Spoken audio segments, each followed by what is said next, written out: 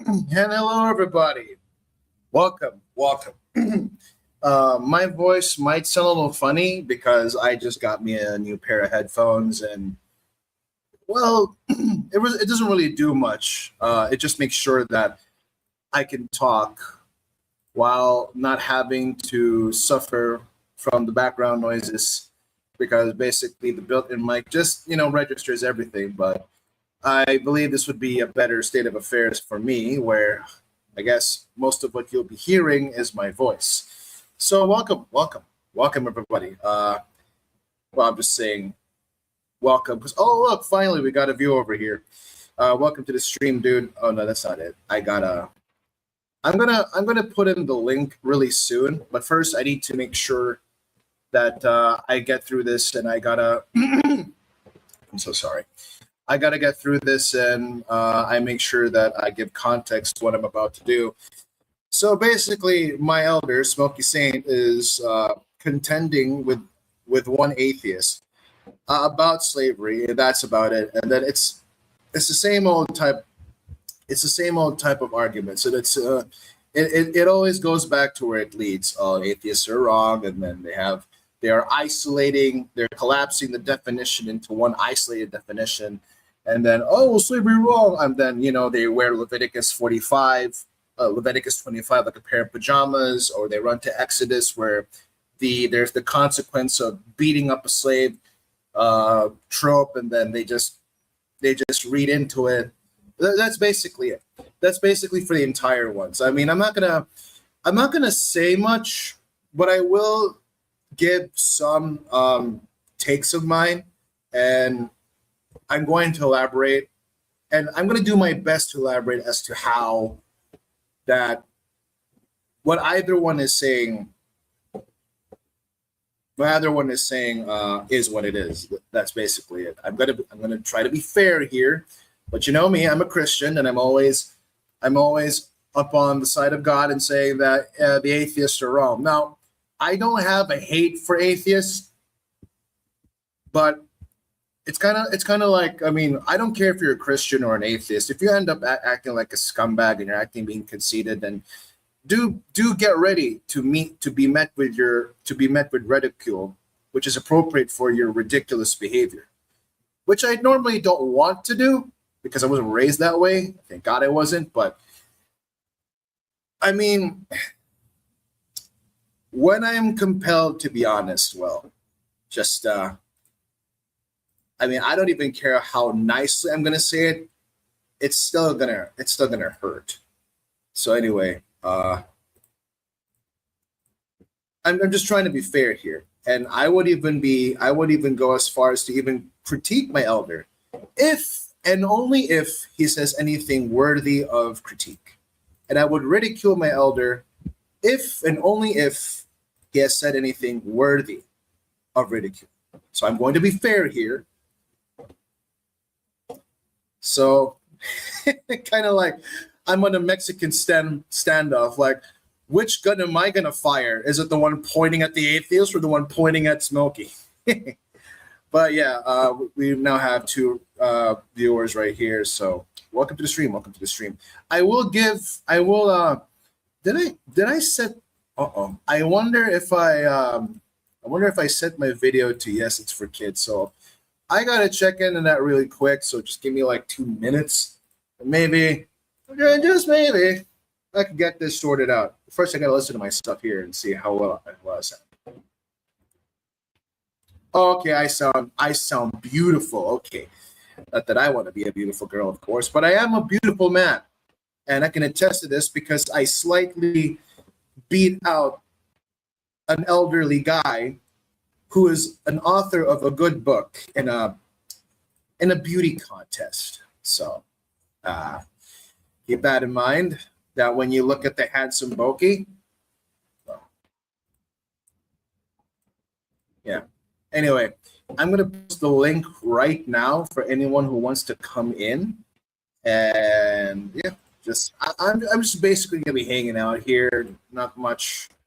It's just been a while since I streamed, so yeah. But I am also here for the purpose of making sure that I do get my critiques out. So hold on. So there it is. The link is pinned in the side chat. Let's get into it. You're gonna listen. You're ignoring your own. Who made women the center of their theology? No, brother. Hey, let's get rid of this guy. Brother, who made women the center of their theology? Bro, this all came up after New Testament. Before New Brother, Testament. Exactly. Jesus Christ came and changed the whole world, didn't he? Who did No, Christ he show didn't- himself he to? Changed the fate of the predestined. He Who didn't change did the world. Christ, when There's Christ no such thing as resurrected, predestined. who What are did you talking Christ? Theologists himself- disagree with you. Oh, Who? Theologist? What's a which one? theologist? I guess. The Latter-day Saints? What? Are those the ones you're no, talking John about? Calvin. No, John what's his Calvin. You got John Calvin confused. John Calvin. No, I can't think of his name right now. Okay, so in this segment, we're not really in the slavery debate yet. I think this is more on the soteriological aspect, where because John Calvin is being mentioned, so I guess this is Calvinism or determinism, or depending on what the topic may be. So He just blurted it out. He just blurted out. predestination. But there is Protestant denominations that believe in predestination. Yes. Again, Like you Latter-day guys are coming from a Nobody cares biased. about them. You guys are We're coming with talking a different about- theologic standpoint that It's other all- denominations would disagree with. His whole life system that he lives under is a product of Christian Yeah, society. New Testament And, Christian, not Old brother, Testament. everything New you live under, New everything Testament you're context. claiming, You want to bring up context? brother, of the everything phrase, you're you're not gonna claiming, bring up brother, look context at about New brother. Testament. Brother, You everything are you're claiming that is good in society came from Christianity, It brother. came from New Stop Testament that, Christianity, not the Torah. brother, not everything you Exodus. live under, Came the from New rules you're Testament supporting, Christianity. the rules came you're from New supporting, Testament the Christianity, rules brother. you're supporting There is no New came from Testament within the Old Christianity. Testament. What are you talking about? Yes. Well, no, duh. But the only reason that the New Testament exists is because of the Old Testament. What's the point? No, the only reason the New Testament exists is because God gave His only Son. Yeah, exactly. There wouldn't be a New Testament without the Old Testament, would there be? DK, No, because pull it's up. two. You need two to have DK. one. It takes two to tango. What are you guys talking about? DK, pull up Matthew 22, 36 to 40. Everything was DK. completed in Christ. So I don't get what you guys are saying. Administrative note. See, now notice I decided to bring up the comments section. You probably can't read it from this distance, but I will do the honor of reading them too. Like I also do well in the comment threads. So yeah, because there are some things here that really are outlandish. I mean, if you think the content in the video is outlandish, wait until you see the comments here. It's just basically ignorant.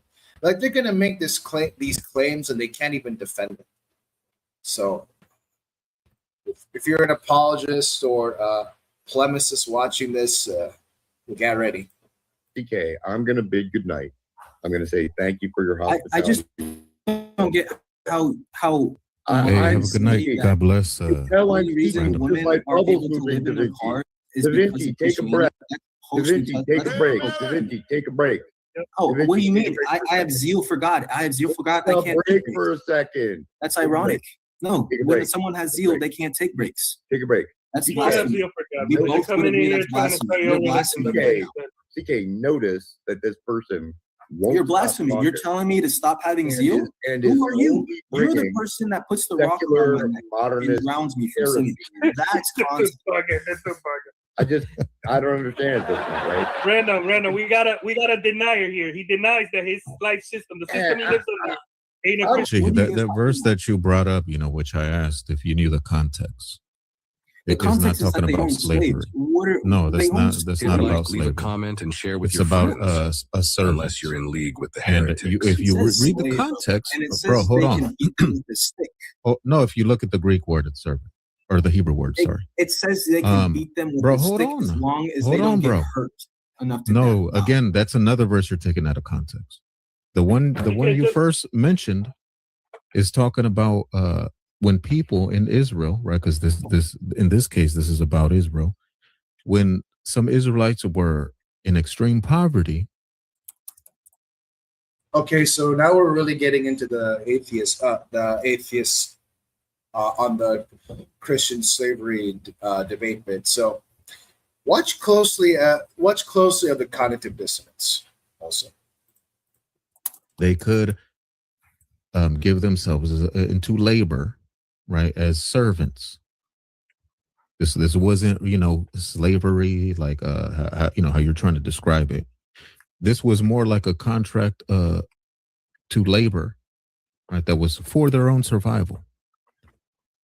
That's the context of this. Okay. And you would know that if you read the context. Yeah, and also, all he got to do, a slave owner beating someone with a stick. DK, and all he has to do is read Philemon, the layman. Why is he that? hasn't read that one. But, he's going to keep talking like, his leave a nonsense. comment and share with What's the verse that you were talking Unless about? you're in This league with callous the to say that heretics. beating someone with a stick is okay.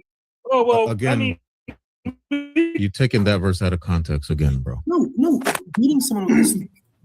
Okay, so what he's doing is basically reading into it. Like he's interpreting that by reading it in itself. He's taking the context in itself while ignoring other parts of humanitarian treatment. All right.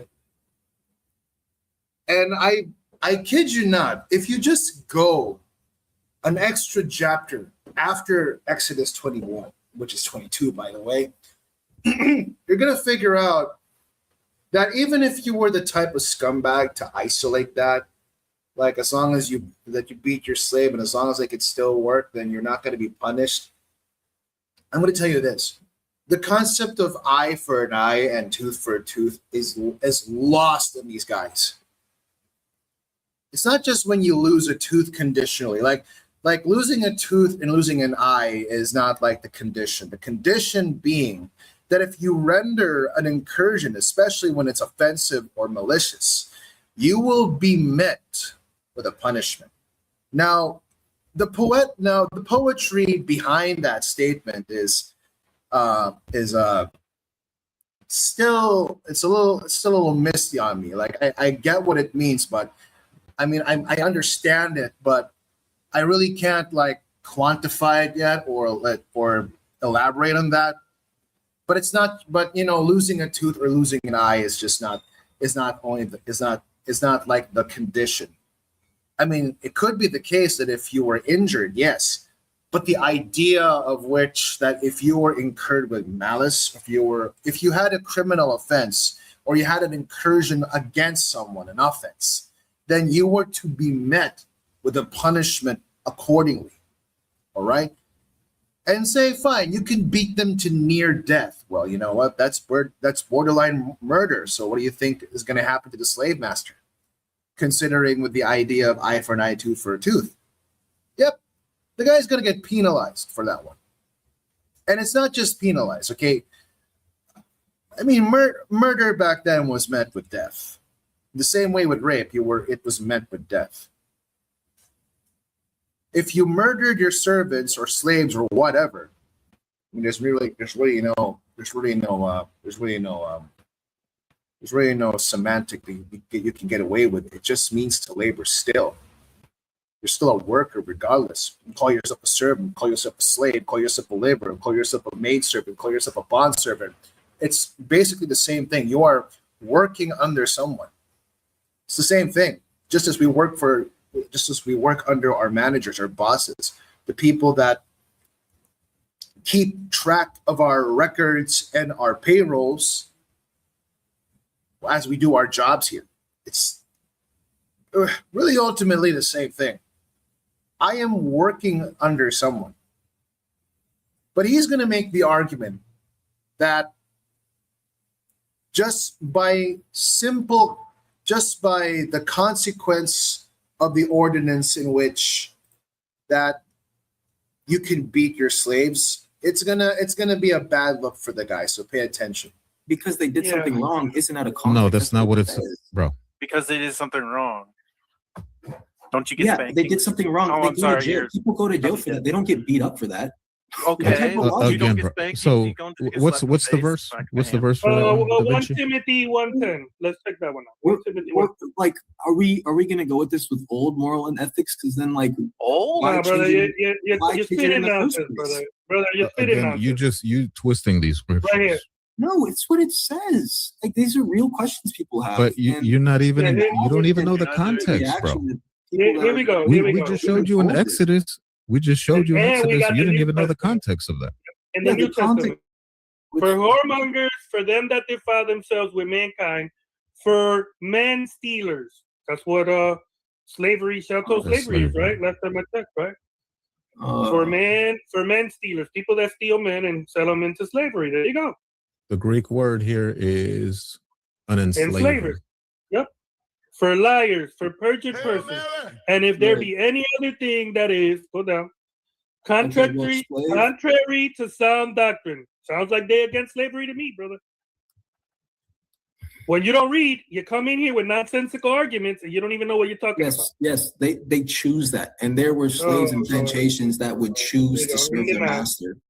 What type of I don't get the relevance here. Like whether they were willing to stay or not. The verse you brought up, was it Old Testament?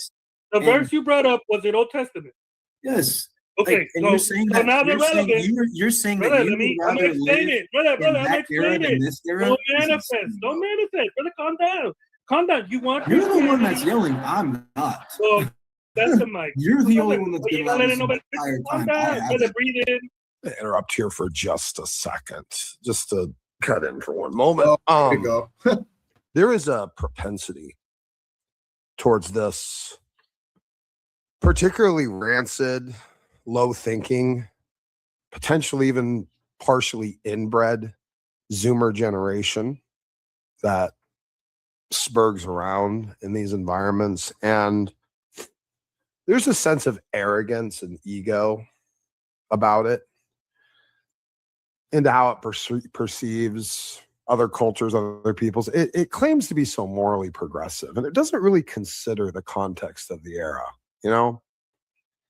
Like, you imagine yourself in the ancient Near East, and everything is wilderness except for these cities. And these cities are functioning economically as a structure of servant systems.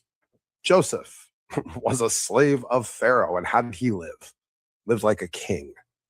They want to isolate this word as if it's some sort of, can somehow be collapsed into a single modern iteration, you know, that just formulates and dictates and defines all versions of it. And it's so low thinking.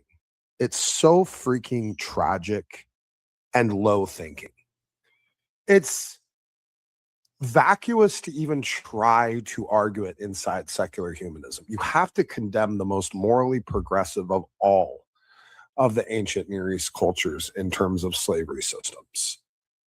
I mean, you don't see the atheists coming and whining about Canaanites or Moabites or Egyptians or, you know, Syrians or any of these other fucks, you know, that were horrible to people and actually didn't have really any rights to them at all. They could be treated however they wanted, killed, you know, raped, any of that stuff, doesn't matter.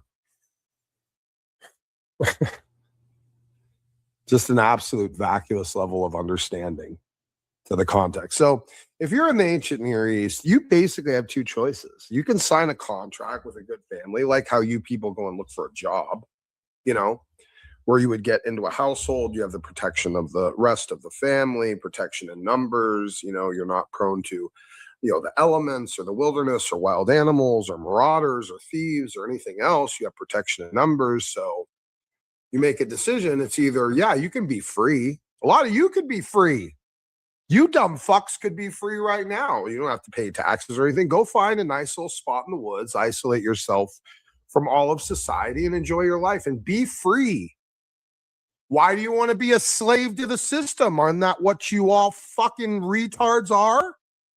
Trading in the money with the value that you don't control, going to work for the bosses for the set amount, probably less than you feel that you actually deserve, forced into this in order to function in society normally with everyone else. Aren't you just a slave to another economic system? Go be free. Why don't you? Why do you want to be a slave in the slave economy system? Is it because it's better and more appealing than the contrary? Such was the state for them back then as well. You hypocritical retard scumbags. And your arrogance I have to cut you out here, Elder, because look at the comments here. And you can tell that the guy is just making, he's asserting these claims, all right? And this is some sort of like getting the Christian to, because I've been here. I'm not sure if it's just me or somebody or everybody else, but this is their way to get a Christian to prove a negative for them. All right. There were Christians didn't do anything. There was nothing made about Christians, so that's a negative, and that is up to us. And then somehow it is up to us to prove that negative. But then he's making the claim, the negative claim, that nothing was ever produced by Christians. So then he has to support that, because that the thing is, if he has no, well, there it is again. He's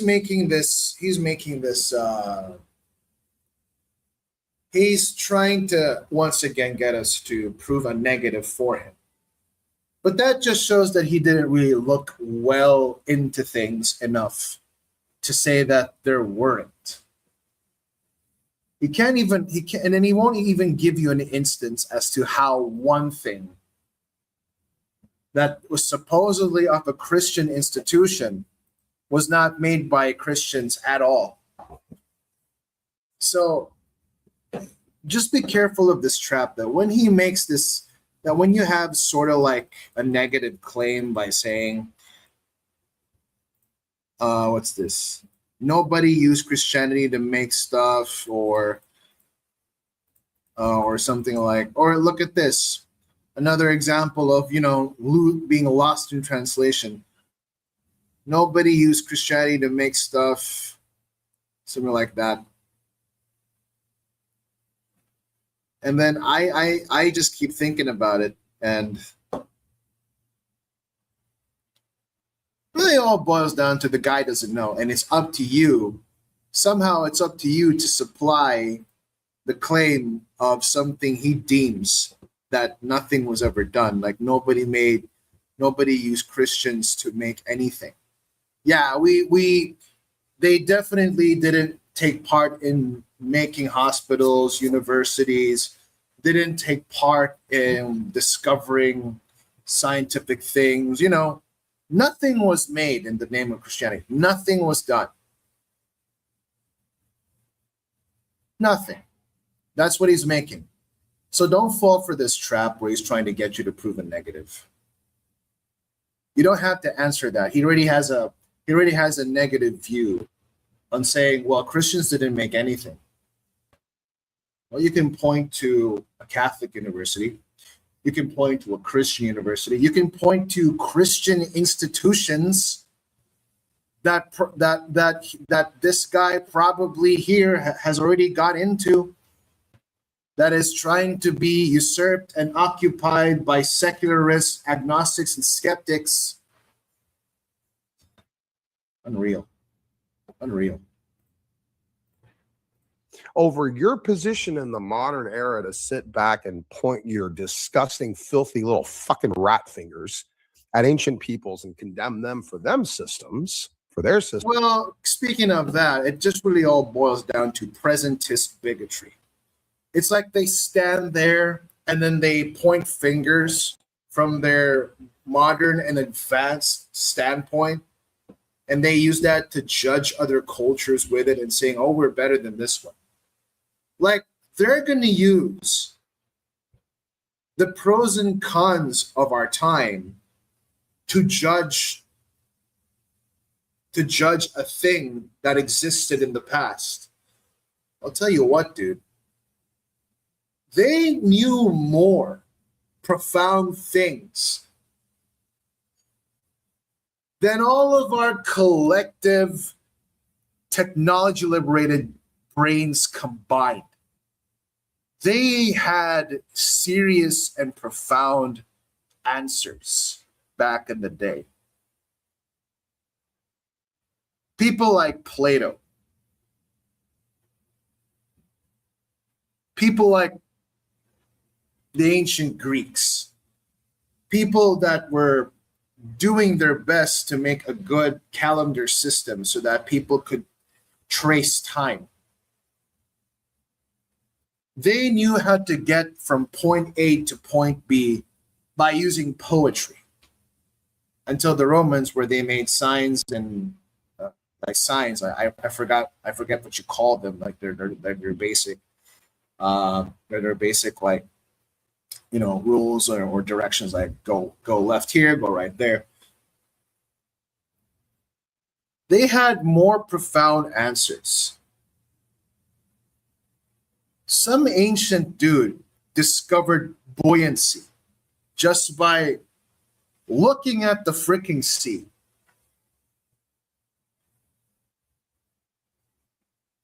And you basement dwelling, freeloading off of your mother's type of folk are gonna sit there and judge these ancient people from where you have. What contribution did you make? Did you just sat there, enter Reddit, and for the simple fact that you can write a comment, you're basically or easily the most enlightened person in your group? Make that make sense. I have seen there have been ancient and old people that have discovered a ton of things more than you, which paved the way for modern technology, which paved the way for things we have now. They were the basis and foundation as to what is available to us now. And what you're gonna do in your ignorant, sweaty asses as you sit there all day, well,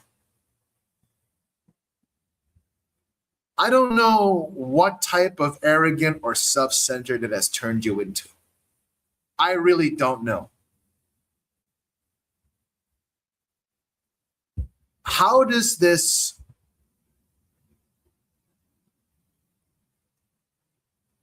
you know what? Like, if it weren't for the people of old, we would not have any basis for further improvement. Okay, they were the pioneers. They set a core foundation of the things we have now. And those things that they made, those things that they discovered, we borrow it from them. And what are you going to do? You're going to sit there and call them educated and didn't know much of the world? You can go F the hell off, dude. What have you discovered? Learning how to piss off an entire panel of Christians? A child can do that, so congratulations. You have performed some sort of something that is considered basic. Systems that they use to get by, to function as a society, without any real clear context, no real study. All you dumb fucks usually just spurg around with the atheist forums and atheist Reddit and, oh, slavery's so bad universally in every single situation. Hello there, Graphene Pixel. Welcome to the stream, my dude. It's been a while. Dude.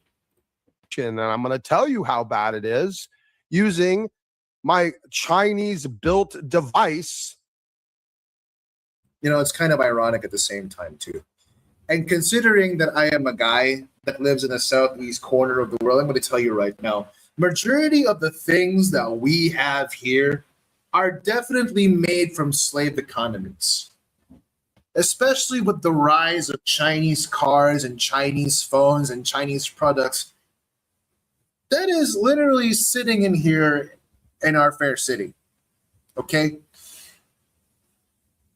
Like you would wonder why you could get these products at a way cheaper price than those that are sold in the malls, those that are sold in your grocery stores, than those that are sold in appliance centers that are well known.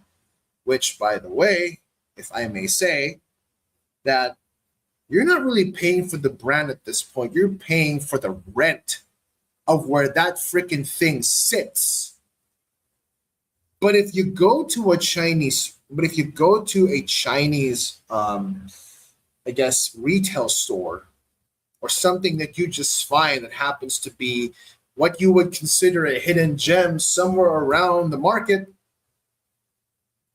where it smells like piss, goat crap, and whatever the heck that sat there a few weeks ago, you find those places and then you get things that make sense. A good example would be a glass of oil. And that sort of glass of oil would be like around 200 pesos. But my goodness, the density, the volume is too little. And what you're really paying for is not the product itself. You're paying for the packaging. Meanwhile, I could get rubbing oil, 750 ml, nearly a liter, for the price of 160. And that's a good deal. If I were to buy something like this at a mall, this would have already cost me more than 200. Maybe I would spend nearly $1,000 or a little bit more, just a little bit more. All right? Made possible by these Chinese slave economies. The very phone that you're holding right now that doesn't cost you the regular price of what the brand usually puts in there. Yeah, it's cheap because it was made in a Chinese slave economy or an Indian slave economy for that matter. That router, the routers that we have, which we can afford at a very reasonable or a astoundingly lower price, that with promising internet speed, is because those things are made Chinese sweatshops. And if not by itself, maybe the components beneath it was manufactured by one or two slave economies. And you atheists are going to sit there with your little rat fingers pointing. Yeah, 200 pesos is a lot. That 200 pesos is a lot, my dude. Like, could you imagine that I could afford a burger back then for just 20 pesos? And now that burger, which is like about the size of my freaking, I don't know, which is about the size of my ball sack, maybe. Sorry for the word, but I'm just trying to, I'm trying to put an emphasis. But I'm going to pay, you expect me, like, they're expecting me to pay 69 pesos for a regular burger about the size of my balls. I'm sorry for the comparison, but that's how it is. And that's a lot of money for a burger so small. I mean, that's like a pipsqueak patty, if you know what I'm talking about. So, SpongeBob reference. Back then, those things were meaty, even for just a regular burger. And now look at that. You're basically going to end up eating a patty that is about as thick as paper sheet. Ruben and Rich use similar words in their video. Okay, well. But you know where I'm getting at, right? Like, compare, like, now, if I would buy a burger that is worth 23 pesos, but they give me, but they sell me something which has the patty that is as thin as papyrus, then I can understand why that's 23. But that's 69 pesos, my dude. Today, okay, fine, inflations. But what never made sense to me is the reduction of the quality it's the reduction of the quality. Dude, I'd happily pay for a regular burger if it was worth its price. It doesn't help to make it cheap by reducing its quality. Like, why would you want to impair the value of your products, which we will reach into that later.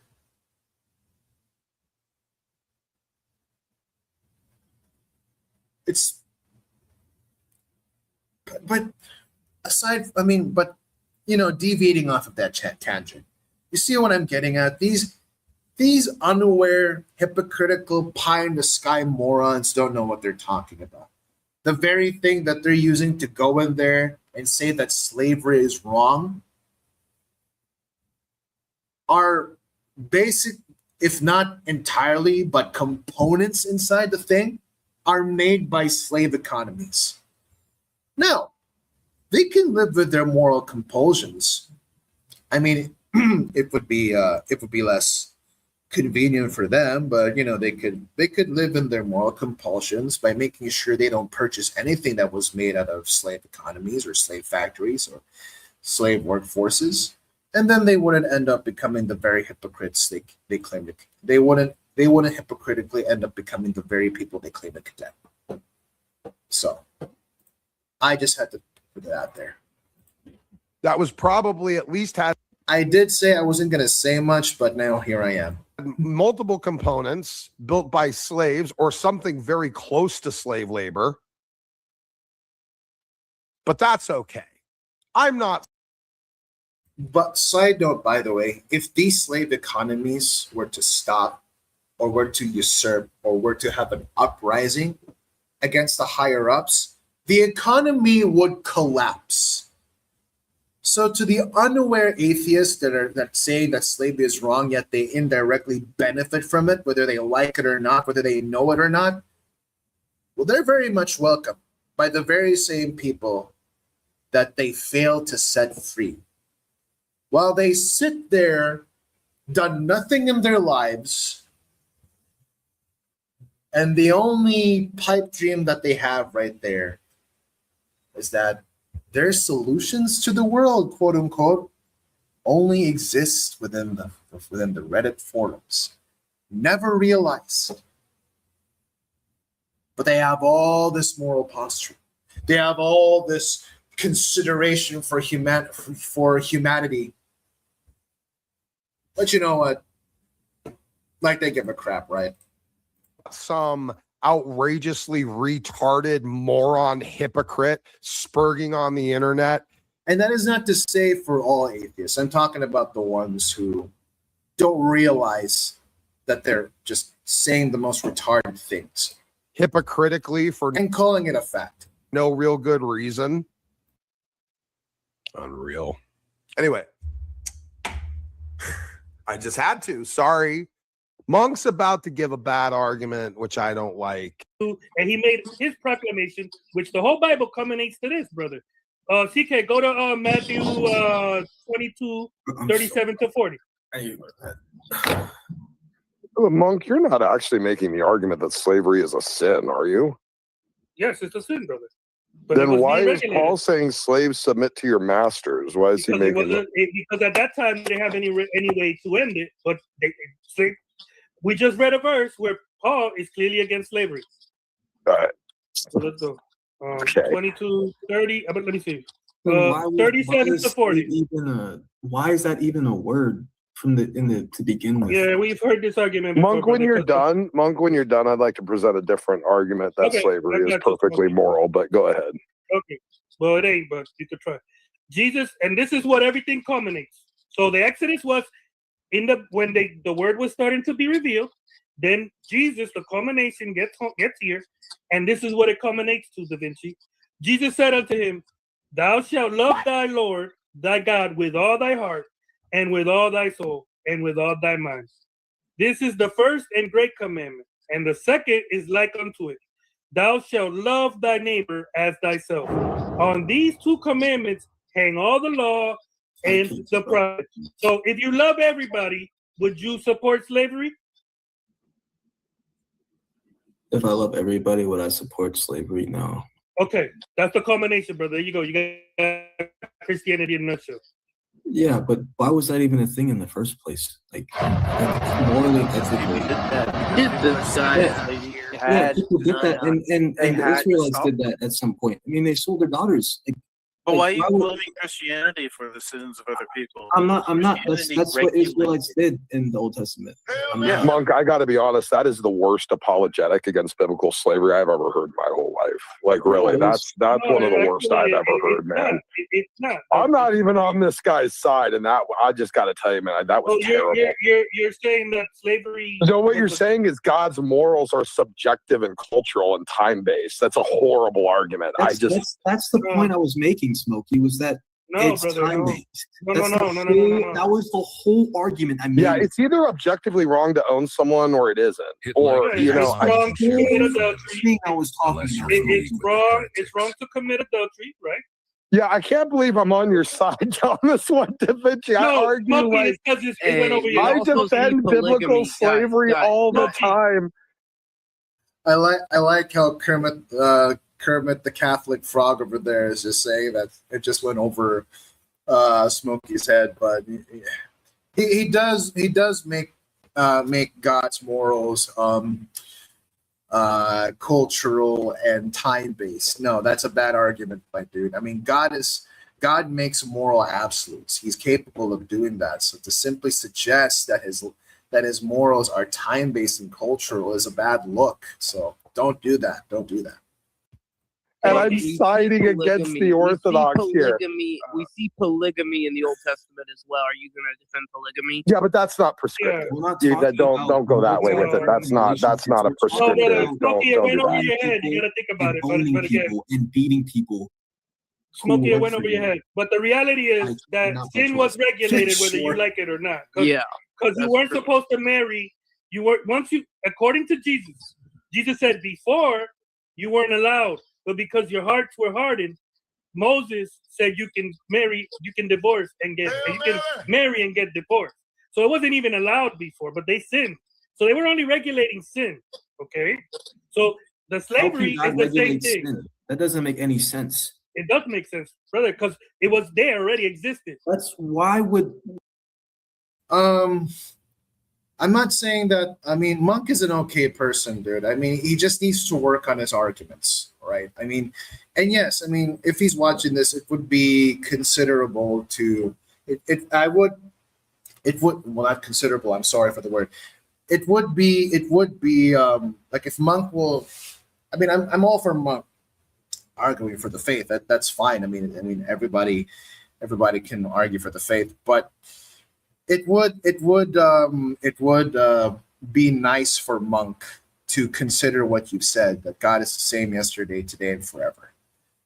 So they were regulating sin. So what he did was take the statement of the Jews when they were contending against Christ when it came to the law of marriage and divorce. And it wasn't because God was allowing divorce. Like, it was never intended. So he's referencing Genesis 2, where it states that whatever God has put together, let no man torn asunder. And the Jews took marriage as something that they can just torn asunder, something that they could just, keep it transactional. So it wasn't so. I mean, that was never the case. When I made the concept of marriage, was never to be broken. It was something that were to be kept until the end of your lives. It was something that you had to commit yourself to. I mean, divorce was never really part of my design, but because your hearts are hardened, but because your people are sinners and you'll love your sin, then just go on your way. Which is kind of like this, which kind of loosely, now that I'm thinking about it, it does loosely connect to the idea of Judas, where God knew he was going to betray Jesus, where Jesus knew he was going to betray, or that Judas was going to betray Jesus. I can't talk right now. Judas was going to betray Jesus. Jesus knew that. And you know what Jesus did? He was like, the one who dips his bread will betray me. And Judas is like, it isn't me, right, Jesus? And Jesus says, go ahead and do it. That's it. That is like a loose correlation to that one. He just says, because you guys are hardened, you guys are disobedient to me, then, just do whatever the heck you want. I'm done telling you this. You know your Torah. You are the experts of these laws. And now look what you're doing. You are taking something that I made, which was intended to be sacred. You are teaching people that it can be torn asunder. That's what was happening there. He highlighted the hardened hearts of the Jews at the time. So this goes to show that if you really follow Christ, you don't just follow it by paper or by the letter. You got to do it wholeheartedly. Not be some guy who tries to look for loopholes into that so he can satisfy his self-centered and selfish gain or motives. And that's what the Jews back then were good at. And one of the factors why Jesus himself had beef with and started calling them hypocrites and murderers of the prophets. What? I don't know what to tell you. No, of their fathers who murdered the prophets. It's over your head, brother. You don't. No, it's not. For right. God to No, regulate I'm gonna a ask you, sin Da Vinci. is Da Vinci. What insane, type of brother. slavery? What type of slavery was the one they're talking about? in So Exodus? you're saying in this, can God regulate any sin then? Yes. Moses did. Yeah, Moses did. Oh my God! But now, There it is. See, he didn't even regulate divorce. He just said, you know what, just carry on. Like, you're not going to listen to me. You don't believe me. You pretend to take my words, but you're still going to take marriage and make it and teach the people that it can be torn asunder because, well, divorce is allowed. You know what I mean? That's it. He's basically mocking the experts at the time that, I'm gonna ask You're misinterpreting what he's saying. Yeah, no, but Jacob, let me get him. No, I hear exactly what he's saying. No, you don't. I hear exactly what he's No, saying. he's got his, Exactly. he's got his, No, you're he's got not his saying script. he can control sin. No, you're He's got his saying script. he got can his script. regulate it. Da Vinci.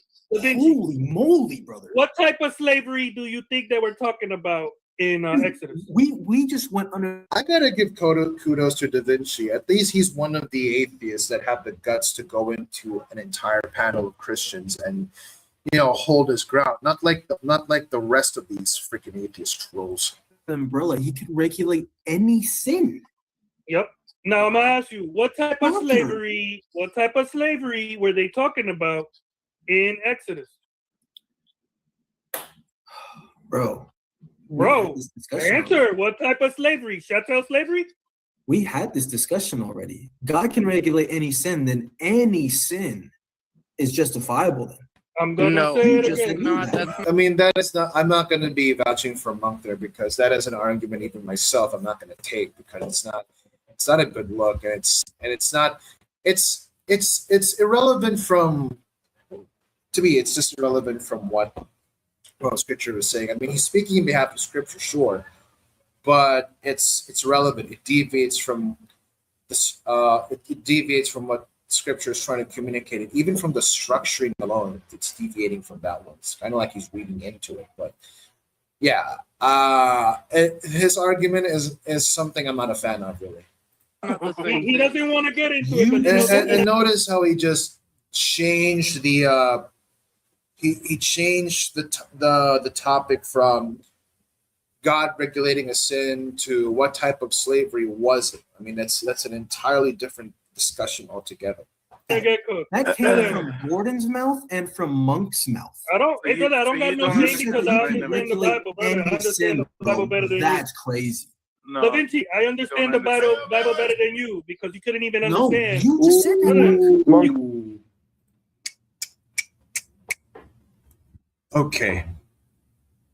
I mean, sure, Monk understands the Bible better than Da Vinci, because I would even go as far as to say that Da Vinci is reading into texts and then just taking contexts on versus them itself.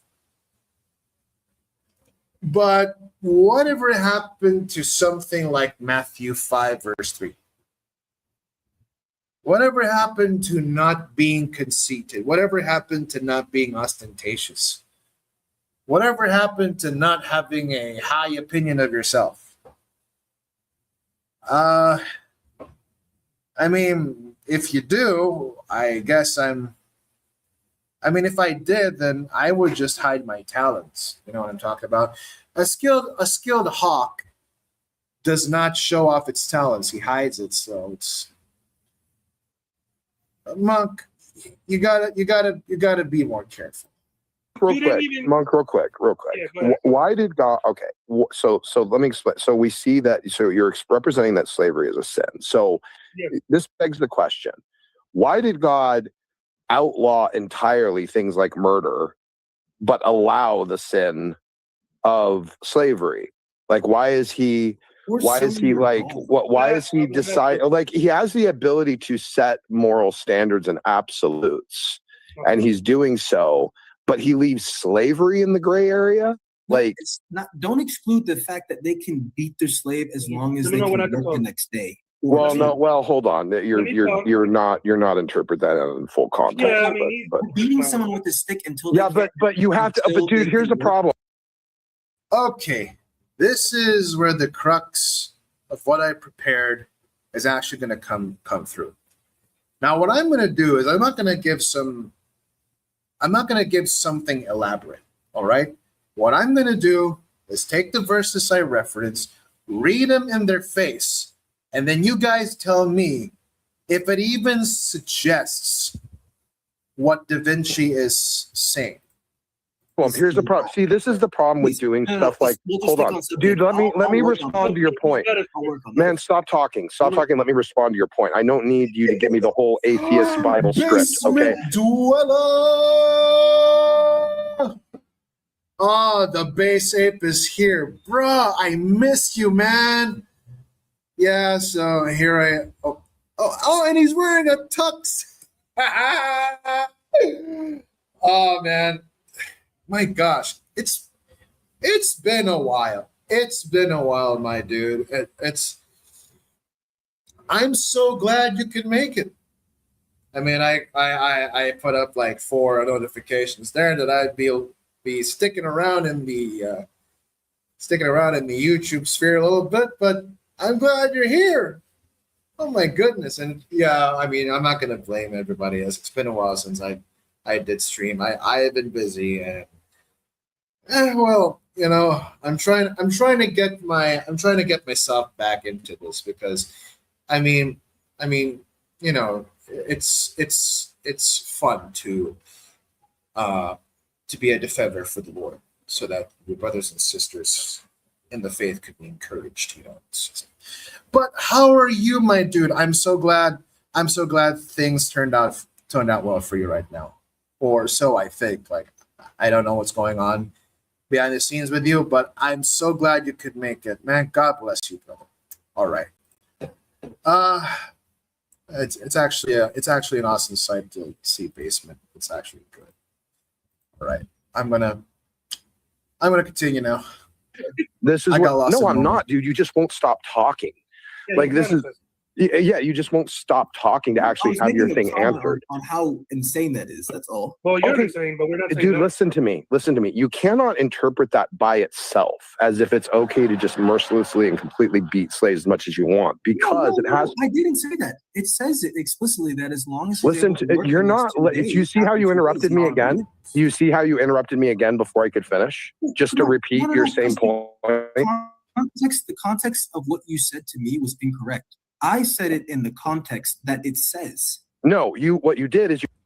There it is. Now, don't get me wrong, ladies and gentlemen. There are verses in the Bible that was meant to be said explicitly. That way you could read a verse the way Da Vinci said. Like, he takes the context as it says. Okay, fine. Because there are verses in the Bible that are explicit.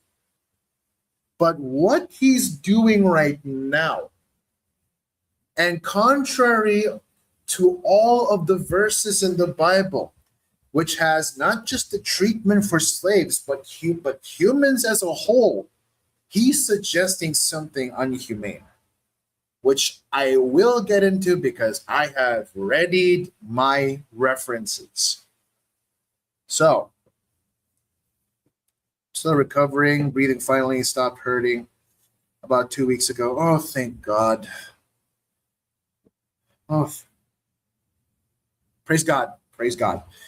We still have a troll and meme master in our call. Great. Awesome. Good.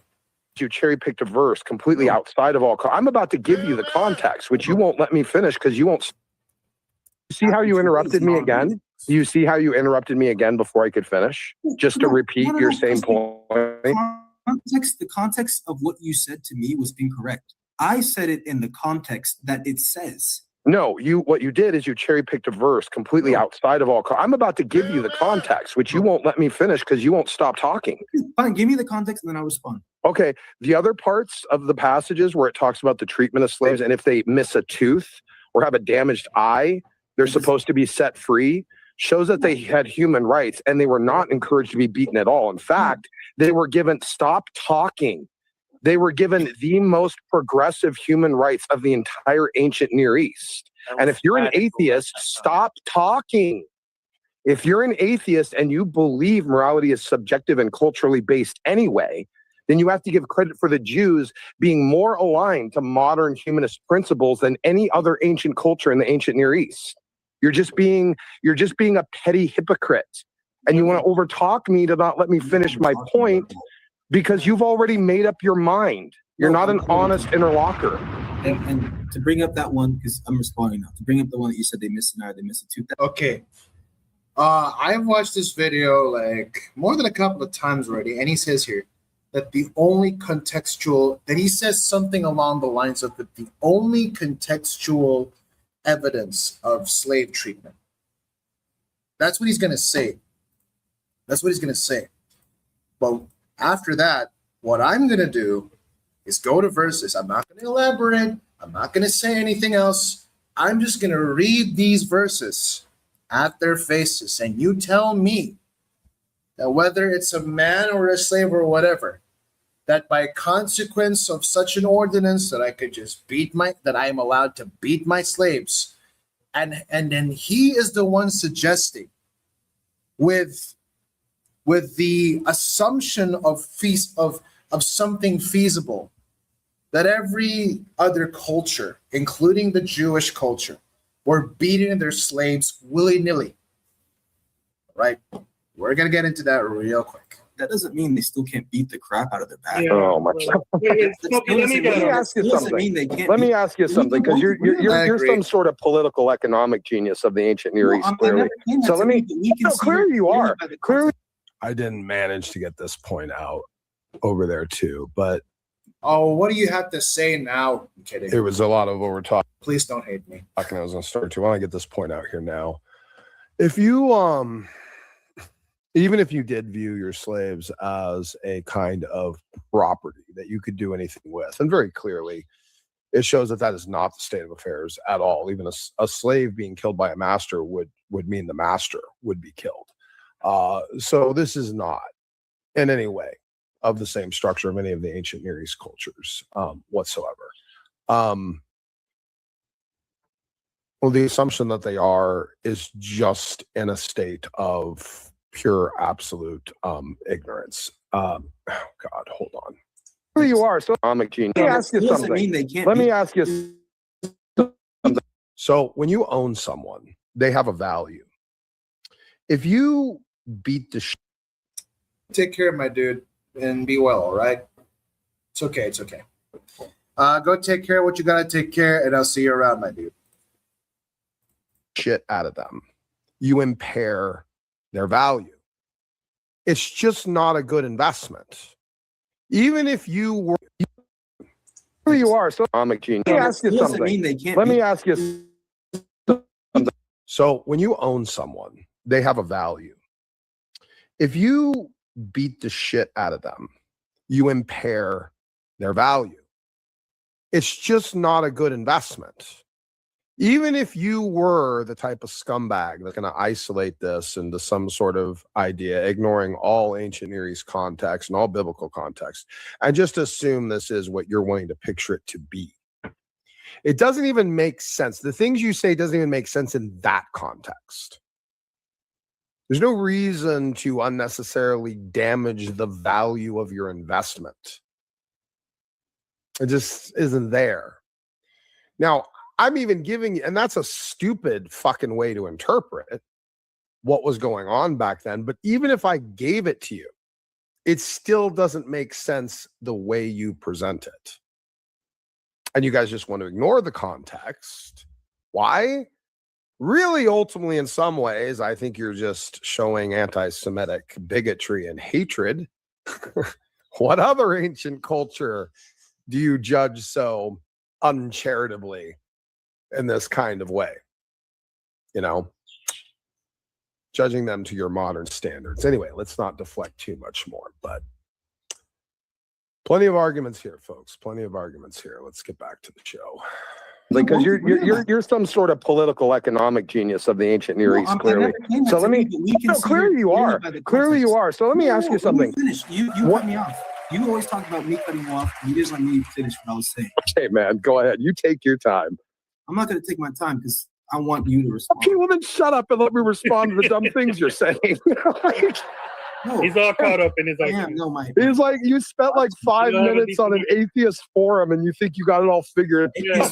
No, I've read. Exodus 21 is their go-to. How are you going to mock me? That's pretty wild to mock someone that's willing to sit. Well, dude, you're posturing yourself like you got this figured out, and all you've done. Here's the thing, man. I'm the only one that has not insulted any one of you. Well, your society is a Christian society. I haven't mocked you once. I haven't mocked. I don't think I've done anything worthy of mockery. I can't say the same about you. I haven't mocked anyone, bro. Well, actually, you were mocking Monk. Actually, you were mocking Monk. Actually, you were. Actually, you were mocking Monk. More callous than mine, and I'm an atheist. You were mocking Monk. My heart more than God is working in your heart. Now, you were mocking Monk, dude. We're gonna bring up. Don't be a hypocrite. The Exodus one. I'm not. Yeah, Exodus 21. You mocked Monk when he was pulling up his position. You were mocking. I was saying you thought it was absurd, and you said as such. That God's law. Exodus 21. PK. Okay, let me read. We'll just. Yeah, he'll bring it up. We'll bring your slavery. We'll bring your slavery verses. Okay, here we go. Right here. So you can right. No, I'm reading. When a man strikes his slave, male or female, with a rod, and the slave dies under his hand, he shall be avenged. Which verse is this, brother? The owner will die. Exodus 21, verse 20. But if the slave survives a day or two, he is not to be avenged, for the slave is his money. Now, we'll go down with this. When a man strikes the slave the eye of his slave, 26, male or female, and destroys it, he shall let the slave go free because of his eye. If he knocks the tooth out of his slave, male or female, he shall let the slave go free because of his tooth. And with that here, with the only contextual evidence we have. By the way, that's not all that it says. It's not all that it was there. It wasn't. He's missing it. He just misses. It was. I gotta see it. I gotta hear that again because I got. Destroys it. He shall let the slave go free because of his eye. If he knocks the tooth out of his slave, male or female. Okay, I actually didn't see that. He shall let the slave go free because of his tooth. And with that here, with the only context. Well, he's lying at this point. Because that is about the only leg he has to stand on when he's arguing against slavery being in the Bible. That's all where he has to stand from. I thought he would be somebody that would run to Leviticus 25, 44 to 46. But here, where he just uses that verse and going but at first saying just something along the lines of you can only beat your slave, you could beat your slave and you get no punishment as long as you're still able to work. Yeah, that says a lot. Like he's arguing via consequence of that ordinance, and then he's reading into it. Like it's not even saying anything else. He's the one adding context to it. He's the one adding something that is not even suggestive. Like you could just take it something like neutral. If a master beats a slave and he gets up, he will not be penalized. You could take something as neutral as that, but then what he will do is read into it.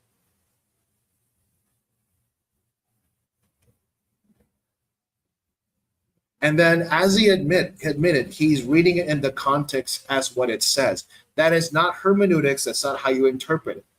That's like you seeing a red glass with a fire extinguisher or fire axe inside the red box with a glass door. And then it says break in case of emergency. Now, if you read it the way Da Vinci reads that verse, what you'll end up doing is that during an emergency or during a fire, you're not going to take the fire extinguisher or the fire axe. You're just going to break the glass and run for your life. And then somebody will then ask you, why didn't you take the fire axe why didn't you take the fire axe from the red box? Because it only said to break the glass.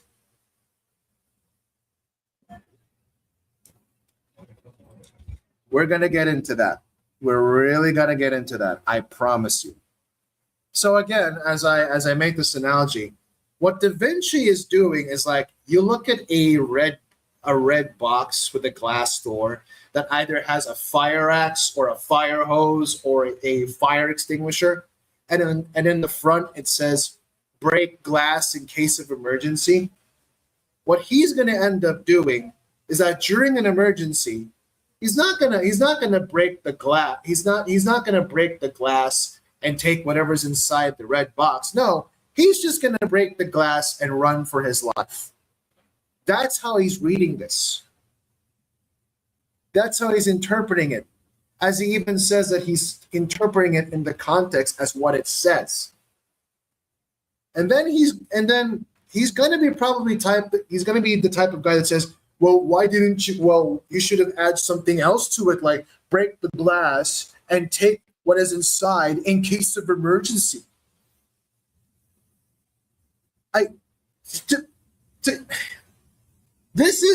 That's literally how they interpret these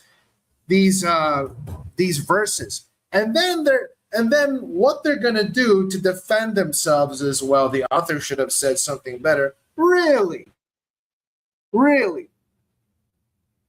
Because that's just not how reality works, my dude. You could take William Shakespeare's poetry and you would still have that same kind of argument. You could take Miyamoto Musashi's work and you would still take that kind of argument. You can take probably some sort of idiom and you would have taken it properly, and you would have taken it literally. Well, why didn't you tell me it was an Indian? Whatever. Actual evidence we have of the ethics of a slave beater here, as long as they could work within the next 2 days and they didn't have any like permanent damage to their body, they could work. That's what it shows here.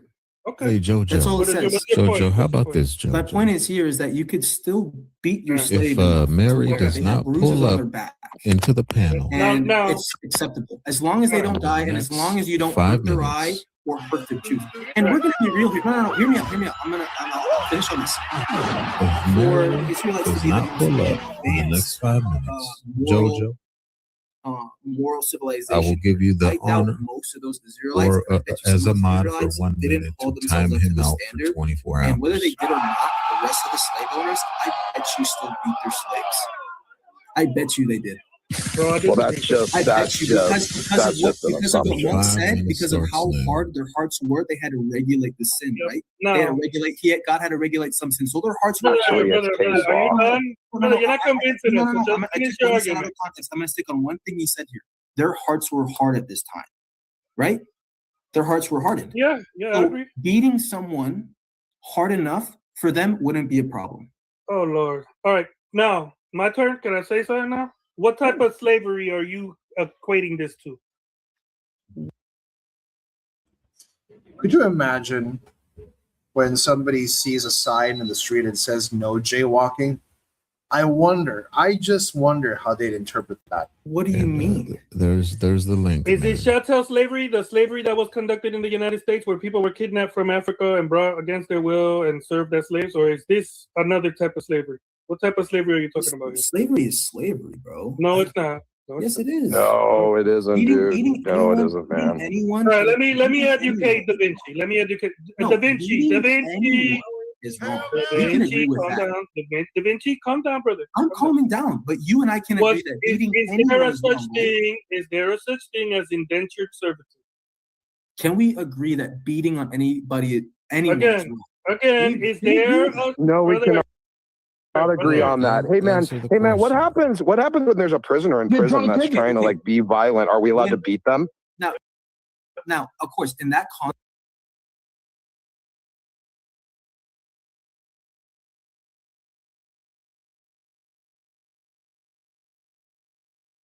That's actually a good way to put it. And yes, they jump on it like a dog. Yeah. That's actually a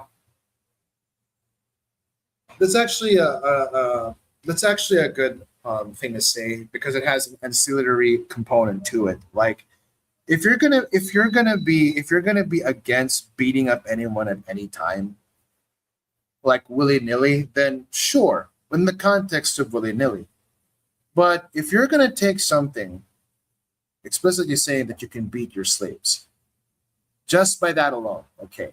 Let's say if my slave decided to be unruly, unsubordinate, started doing crimes, and do you know what that does to me? Let's say let's say I'm a slave master. Let's put this in this context. I'm a slave master, and I have ownership of this slave, which means I am responsible for this slave. I am responsible for what I do to him, and I'm also responsible for what he does within my authority and outside of it. I am responsible for what he does within my household and what he does outside my household. Okay? Now, supposedly, he decided to be insubordinate, unruly, be a ruffian, started murdering people left and right, started stealing from the people, started, I guess, probably graping or doing things that are unethical, unruly, unjust. And then it is up to me to discipline him. And if you're going to say that by itself, that by consequence of the thing that you're referencing, then maybe by what you're telling us here, Da Vinci, is that my slave shouldn't be paying for his crimes. After doing something unruly, after doing something unethical, after doing something unjust, after doing something that belittles the humanity of another person, why should I not beat my slave for doing such horrible, filthy, putrid things? Why? Because you say I'm not. Why? Because of the idea that because of the way you interpret it, it's going to give me a bad look? Hell no. I'm going to beat my slave if it's necessary. That's why that rule was there. It was to keep them in line. It wasn't something for me to just take that at its face and do it whenever I want. And second of all, let's say I took your interpretation of that. Okay? Let's say I took the context of what it says the way you did. What benefit would I have, both financial, economical, and ethical? Benefit would I have if I were the type of scumbag to take it by itself and become known to be someone who just beats their slave willy-nilly?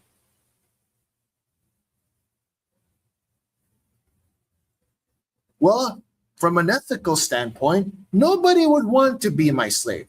From a financial perspective, I would not be able to sustain my household. And from an economical standpoint, it isn't sound to beat up or to impair or put blemish to the value of your investment. It's not a good deal. It's bad for business. If I were the type of scumbag to take it at its face, what I will end up doing is that when I put my investments and my products and everything that I am responsible for, which is ownership, by the way, which entails value and responsibility and accountability too, because of the name, that's because of that slave being under my name, what benefit would I have by blemishing or impairing the value of my investment? From an economical standpoint, I impair the value. From a financial standpoint, I can't sustain my household. And from an ethical standpoint, nobody would want to be my slave because I don't take care of them. I beat them up senselessly, do whatever the hell it is I want with them. I would be the most undesirable person to be working under for. Why would I want to do that? And then there's plenty of areas in the Bible that suggest that. For example, in Exodus, for I am his property, for he is my money, for he is my investment. That's the analogy there. That's your money. That's your investment. You know, the very person that you pay to do stuff for you in the house while you're out there being with the nobles, being with the courts, being in the town hall, doing your thing because you have no time to take care of the chores at home. That's literally it. It makes no sense to me that I should beat up the one who's keeping my house clean, tidy, and making sure it's not infested with rodents and insects.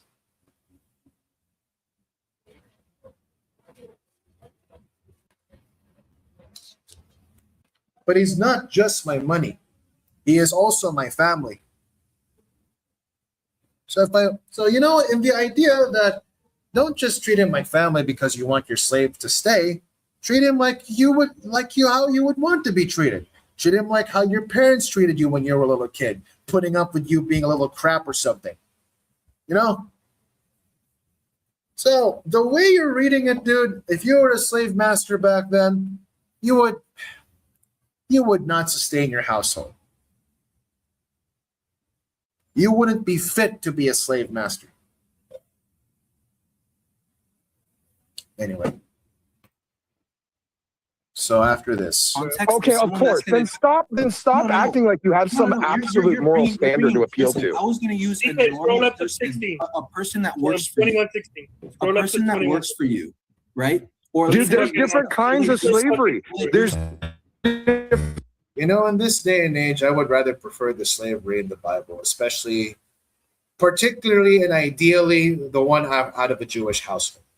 All I have to do is walk up to them, offer my services, and I'm immediately in a job.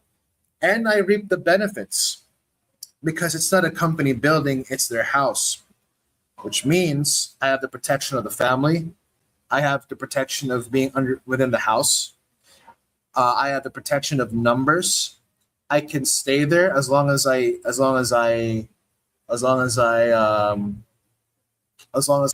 do my efforts there. As long as I render services and show them how good I am, which is a better way to be interviewed. Just show them how much skill you have. I mean, it's easy getting a job back then, but trying to get a job while not succumbing to the elements of the desert and being raided by bandits or raiders and not being eaten by predators. Yeah, I guess that's about the only hard part. But at least when you get there, just work under them. And then you were protected, and you weren't just part of you weren't just working under the household. You were part of the household. You were part of the family. That's why somewhere there it says in Leviticus that if you love your master, then you could choose not to go free and work with him forever. And that he would supply your needs for as long as you're alive.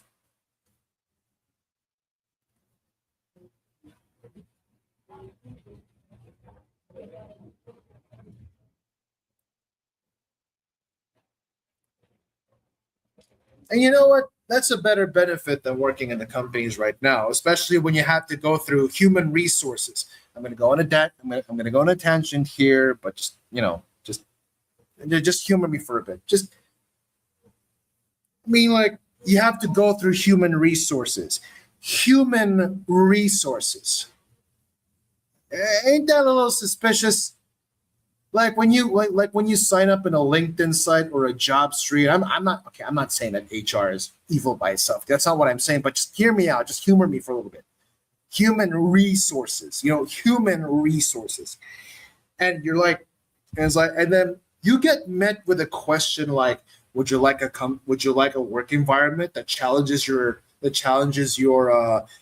dynamics and your comfort zone and pushes you off the limits? Like, am I signing up for a job, or am I registering for a Ninja Warrior course?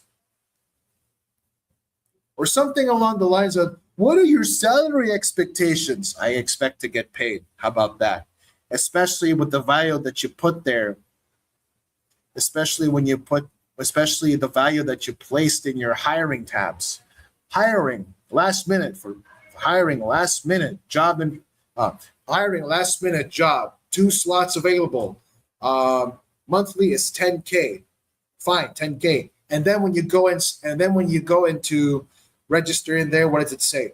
Okay, what are your salary expectations? Well, the answer is the same. I expect to get paid. But today, I expect to get fucked. That literally is it. All these questions. No wonder why most of the people in HR are psychology graduates. It's perfect. It's so perfect.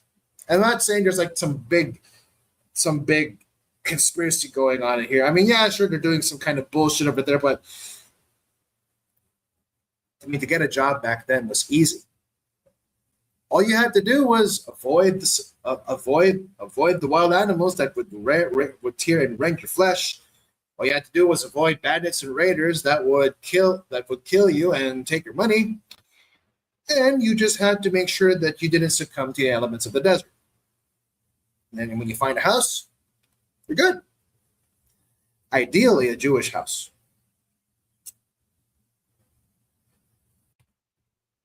No wonder why they're also saying, aside from the fact that these Jews were slaves of Egypt, and I'm talking about the rigorous type of working, the kind of slavery that the atheists hate and say that the Christians are doing at the time. You know what God said? You shall not mistreat a foreigner, for you were foreigners in Egypt.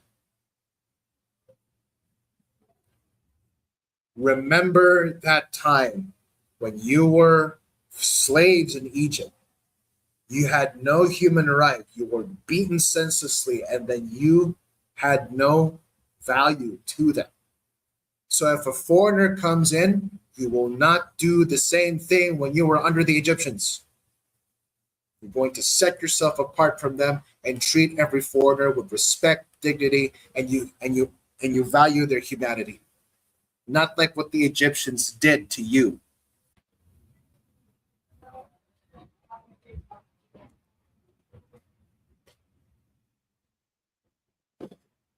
Anyway. Different kinds of slavery. You could be forced into slavery. Listen to me, dude. 2116. Dude, you could sell yourself into slavery. You could make a contract to serve. You could be. It's kind of like the same thing when you're just. It's actually kind of the same thing that we sort of do now in LinkedIn. I mean, loosely relatable, but you know, like when you go into job application websites, you have things like full-time or contractual or part-time or job order, casual, regular, all that stuff. You had to. And what Smokey is saying here is no different. You could sell yourself, you could be under a contract, or you could be forced. Forced to serve because of a criminal offense? And forced to serve because of a criminal offense. I mean, this is why most people, when they have a criminal incursion, they are forced to do community service. They have to work somewhere, or to reduce their sentence, they had to go on parole and stuff. Yeah. Forced into slavery because you committed a crime. and that's fine. Or some sort of cost that you caused to someone. There are lots. Or, that's even a better way to put it. I mean, no wonder why the restaurant would rather have you wash the dishes so you could pay off for the money that you couldn't pay for the food that you ordered. I mean, at least you're not getting arrested. But if you couldn't pay for the money,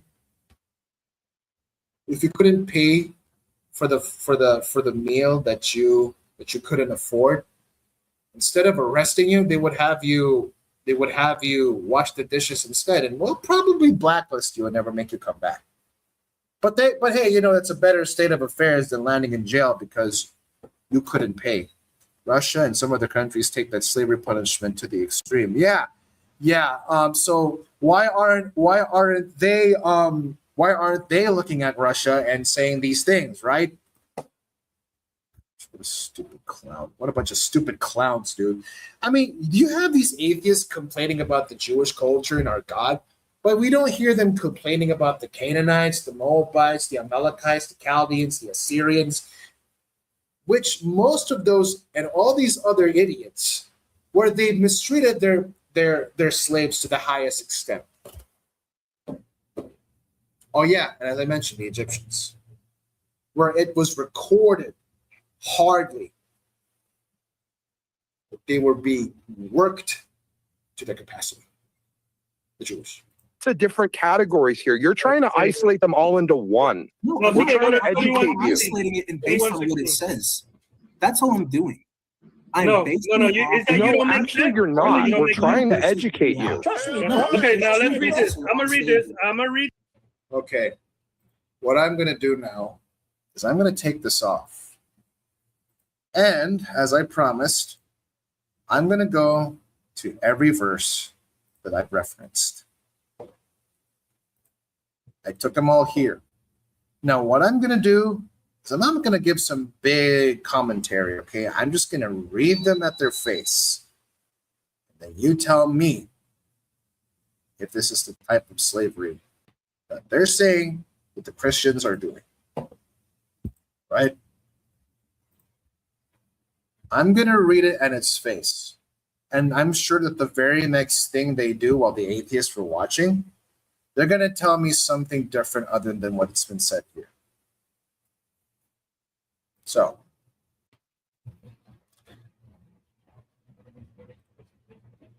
and yeah, we're going to have a bit of a news unit type Bible reading situation here. So bear with me. So I'm going to read these at their face. No commentary, no elaboration. I'm just going to read them at their face. You tell me whether or not that I could just beat my slaves willy-nilly. Exodus 21, this is where they run to all the time. Law for servants. Now, these are the judgments which thou shalt set before them. If you buy a Hebrew servant, 6 years he shall serve, and in the 7th he shall go out free for nothing. If he came in by himself, he shall go out by himself. If he were married, then his wife shall go out with him. If his master hath given him a wife, and she have borne him sons or daughters, the wife and her children shall be her masters, and he shall go out by himself. And if the servant shall plainly say, I love my master, my wife, and my children, I will not go out free. Then his master shall bring him unto the judges. He shall also bring him to the door or unto the doorpost, and his master shall bore his ear through with an awl, and he shall serve him forever. Meaning you are now family. And if a man sell his daughter to be a maidservant, he shall not go out as the men servants do. If she pleases not her master, who hath betrothed her to himself, then shall he let her be redeemed. To sell her unto a strange nation, he shall have no power, seeing he hath dealt deceitfully with her. And if he betroth her unto his son, he shall deal with her after the manner of his daughters. If he take him another wife, her food, her raiment, and duty of marriage shall he not diminish. And if he did not these three unto her, then she'll go out free without money. Personal injury laws.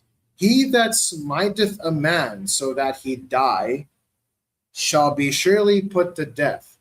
If a man lie not in wait, but God deliver him into his hand, then I will appoint thee a place whither he shall flee. But if a man come presumptuously upon his neighbor to slay him with guile, thou shalt take him from mine altar, that he may die. And he that smiteth his father or his mother shall be surely put to death.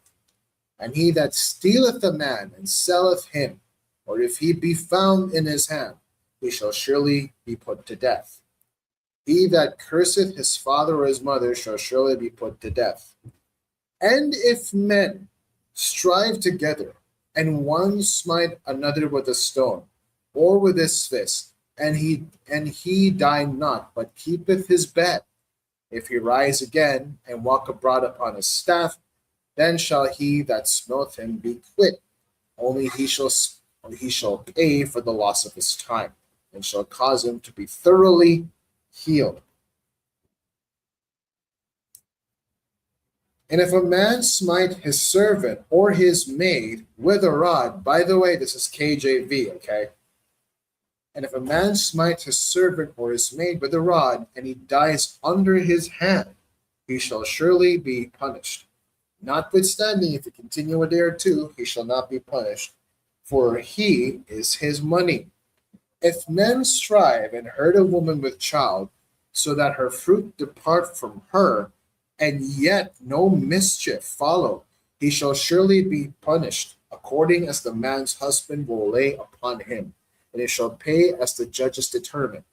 And if any mischief follow, then thou shalt give life for life, eye for eye, tooth for tooth, hand for hand, foot for foot, burning for burning, wound for wound, stripe for stripe. And if a man smite the eye of his servant, or the eye of his maid, that it perish, he shall let him go for his sake. And if he smite out his manservant's tooth and his maidservant's tooth, he shall let him go free for his tooth's sake. If an ox gore a man or a woman, that they die, then the ox shall be surely stoned, and his flesh shall not be eaten. But the owner of the ox shall be quit. But if the ox were wont to push with his horn in the time past, had been testified to his owner, and he hath not kept him in, but he hath killed a man or woman, the ox shall be stoned, and his owner also shall be put to death. If there be laid on him a sum of money, then he shall give for the ransom of his life whatsoever is laid upon him. Whether he have gored a son or have gored a daughter, according to this judgment shall it be done unto him. If the ox shall push a manservant or a maidservant, he shall give unto their master 30 shekels of silver, and the ox shall be stoned. Laws about restitution. If a man shall open a pit, or if a man shall dig a pit, and not cover it, and an ox or an ass fall therein, the owner of the pit shall make it good and give money unto the owner of them, and the dead beast shall be his. And if one man's ox hurts another that he die, then they shall sell the live ox and divide the money of it, and the dead ox also they shall divide. Or if it be known that the ox hath used to push in time past, and his owner hath not kept him in, he shall surely pay ox for ox, and the dead shall be his own. Next.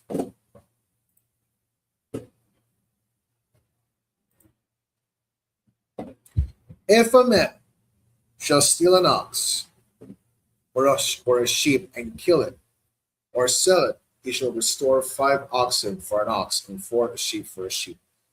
If a thief be found breaking up, and it be smitten that he die, there shall no blood be shed for him.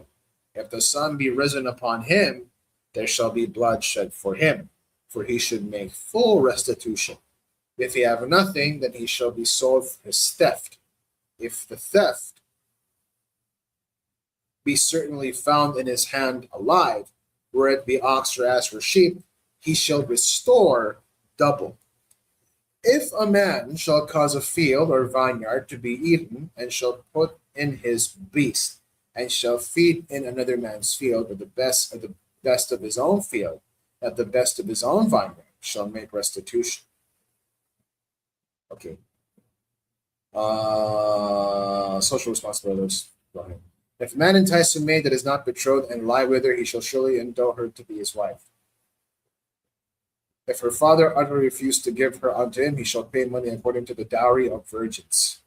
Dowry. Sounds familiar here. Thou shalt not suffer a witch to live. Whosoever lieth with the beast shall surely be put to bestiality. He that sacrificeth unto any god, save unto the Lord, shall utterly be destroyed. Money to any people that is poor by you, thou shalt not be him an usher, and neither shall they upon an usher. Thou all take thy neighbor's raiment to pledge. Yeah, maybe don't add up to the interest. Just take what is owed from him. Shall not revive the gods, nor curse the rule of thy people, blah, blah, blah. This is a different topic now altogether. What about 23? Okay, here it is. Justice and mercy. Here we go. This, thou shalt not raise a false report. Put not thine hand with the wicked to be an unrighteous witness. Thou shalt not follow a multitude to do evil. Neither shalt thou speak in a cause to decline after many to wrest judgment. Neither shalt thou countenance a poor man in his cause.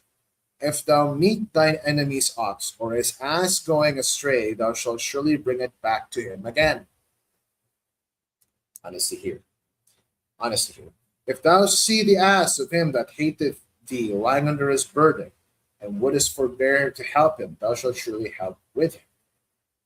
Thou shalt not wrest the judgment of the poor in his cause.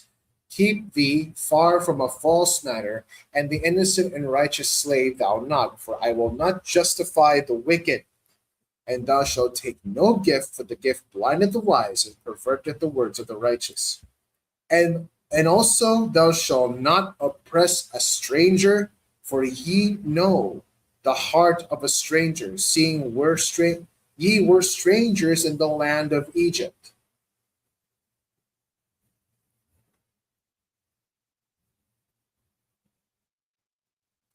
This is actually important. This is actually important. I gotta go through first.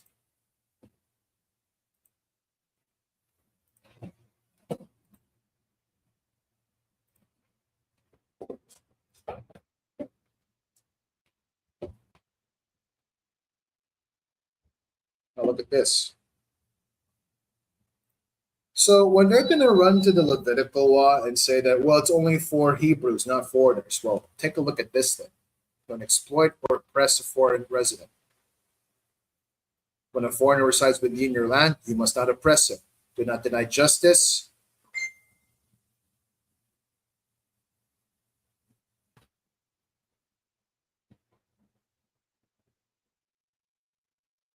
I'm looking for the one where there's evidence of the evidence of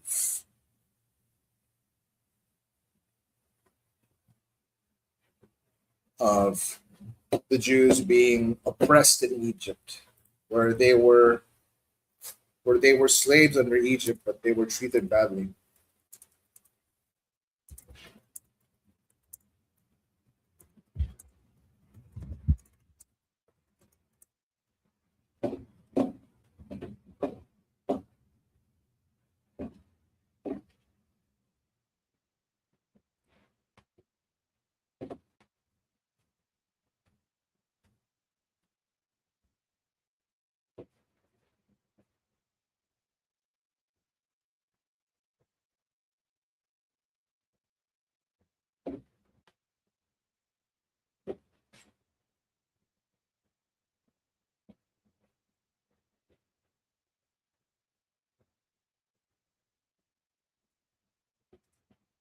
I'm looking for it. Hold on. Give me a second. I think it was in Genesis.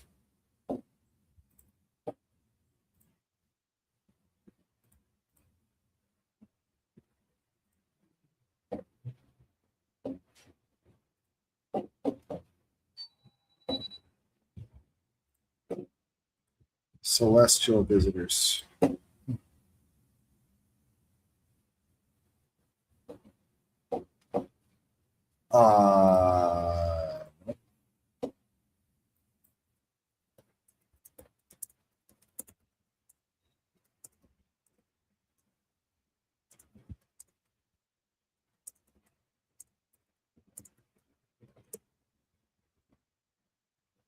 Okay. Okay, my bad. It's supposed to be here. Give me a second. I'm sorry. All right. The Israelites multiplied in Egypt. So look what happened here. Now these are the names of the. Oh, no, not this one. Now there arose up a new king over Egypt, which knew not Joseph. So this was before Joseph, I guess. And he said unto his people, behold, the people, the children of Israel, are more and mightier than we. Come on, let us deal with them wisely with them, lest they multiply, and it come to pass that when there falleth out any war, they join also unto our enemies and fight against us, and so get them out of the land. Therefore they did set over them taskmasters to afflict them with their burdens, and they built for Pharaoh treasure cities, Pithom and Ramses.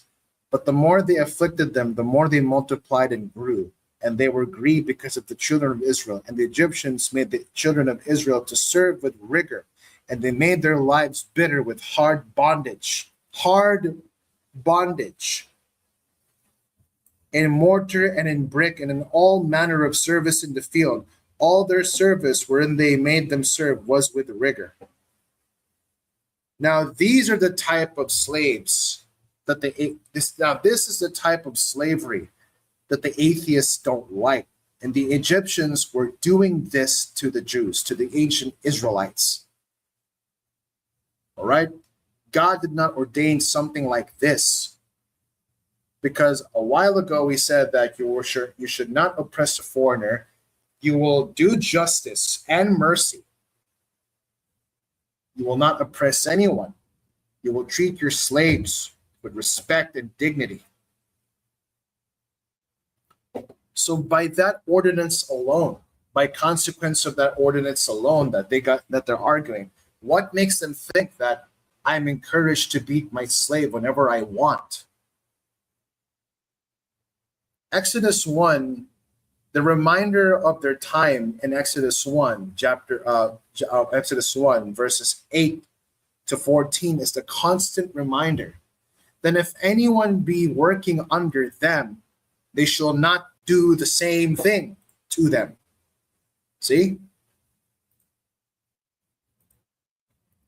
What about Ephesians 6?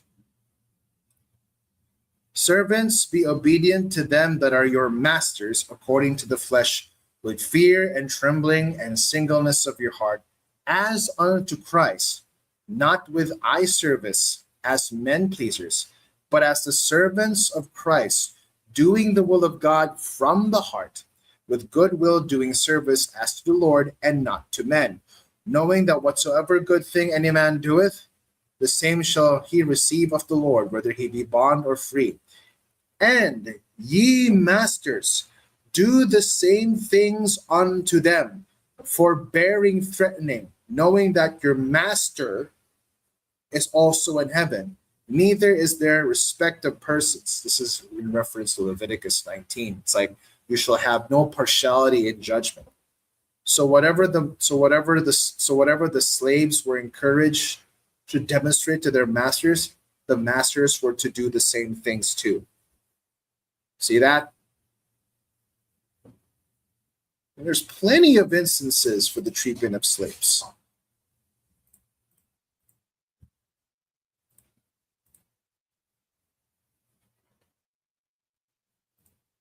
Leviticus 25:43. What's this? Oh, look.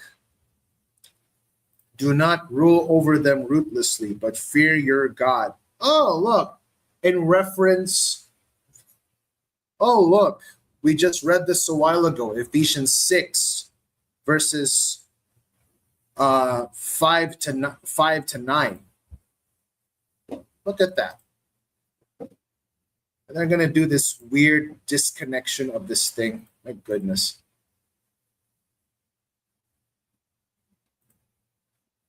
What about this one? Be sure to return it to him by sunset, so that do not oppress a hired hand who is poor and needy, whether he is a brother or a foreigner residing in one of your towns. And you are to pay his wages each day before sunset.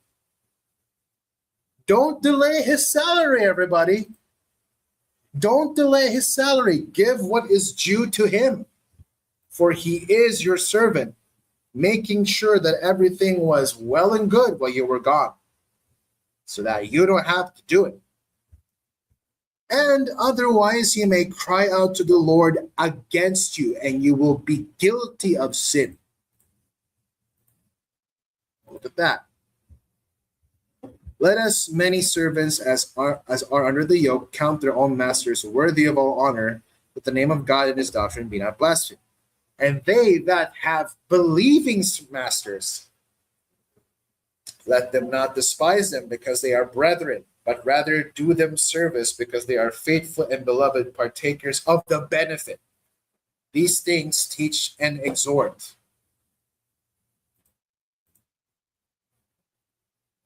And there you go. And if Da Vinci, you're watching this, there you go. What you thought was the only contextual evidence for slave treatment, well, that's not the only one now, is it? Well, he was only saying, well, Paul was on the New Testament, not the Old. So what? What is the disconnect? What's the disconnect? You're going to have to prove that to me. You're going to have to elaborate that to me. What is the disconnect? Well, it only applies to foreigners. You shall not mistreat a foreigner. You shall not oppress or deal illfully a hired hand, whether he be a brother or a foreigner, because you were foreigners in Egypt. And as explained and explicitly stated in Exodus 1, you were slaves bitterly under them.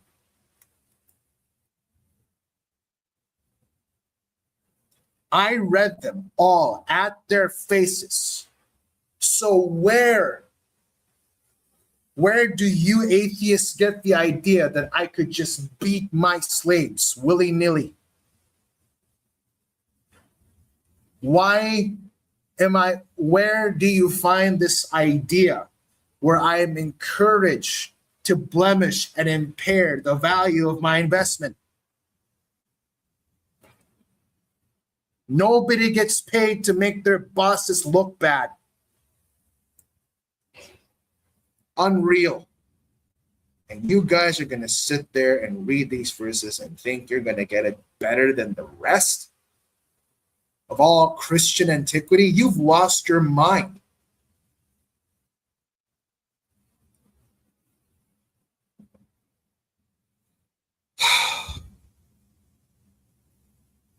I was holding my chest there for a bit. Like, all this, I'm thinking all this so they can justify and validate their hatred toward our holy God. And of all the gods they choose to mock, it's the Christian God. All right? And fine, we tolerate this, and then they benefit that. You want to know why? Because if it were our Arabian counterpart, well, they risk their lives. And they don't know that when they turn their back, oh, there goes the afterlife right before you. That is in their Quran.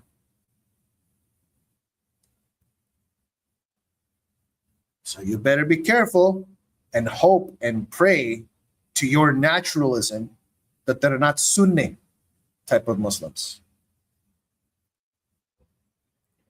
because they are the more conservative and more radical.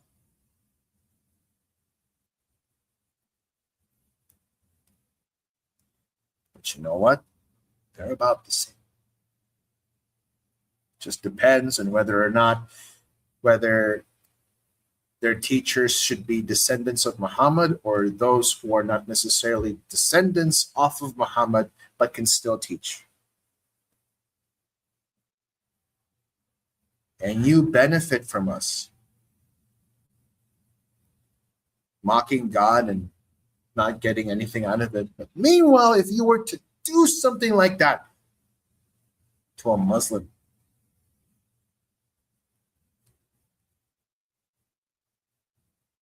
so you're welcome.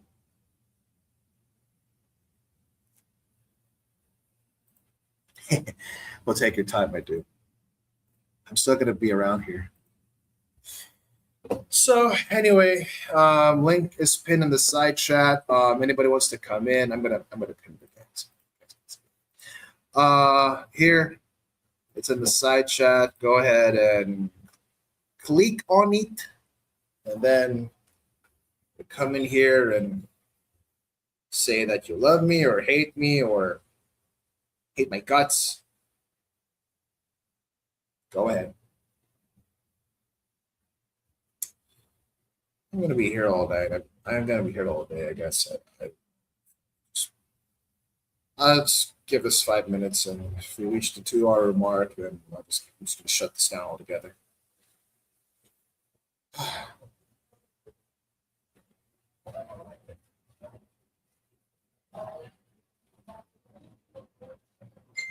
Oops.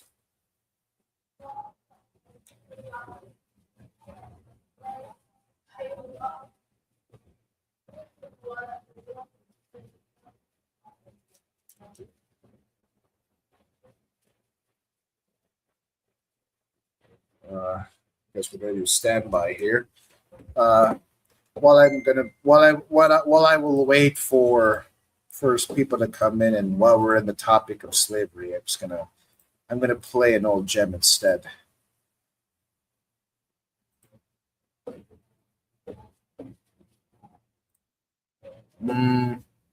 This.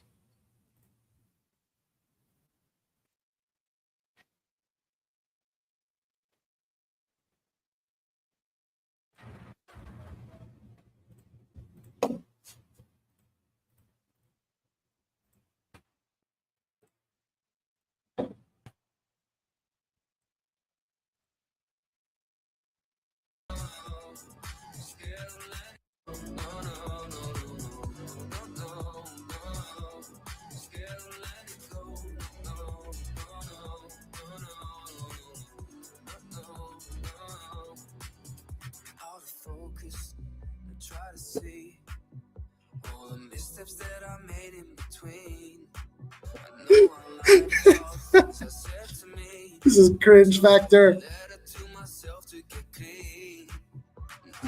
That's really funny that he says that. It's like you just said, it's like, dude, if you condemn slavery, you have to have a moral understanding. Dude, you're claiming it's wrong.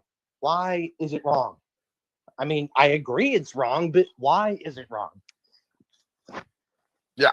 Well, I actually get to that later, because when I push him into the corner where he first entered the stream and was actually trying to compare the law of the Israelites to the law of Hammurabi, I got to point out areas where, by his own subjective justification, he would find areas where the law of Hammurabi was a lot more cruel than anything the Jews put together.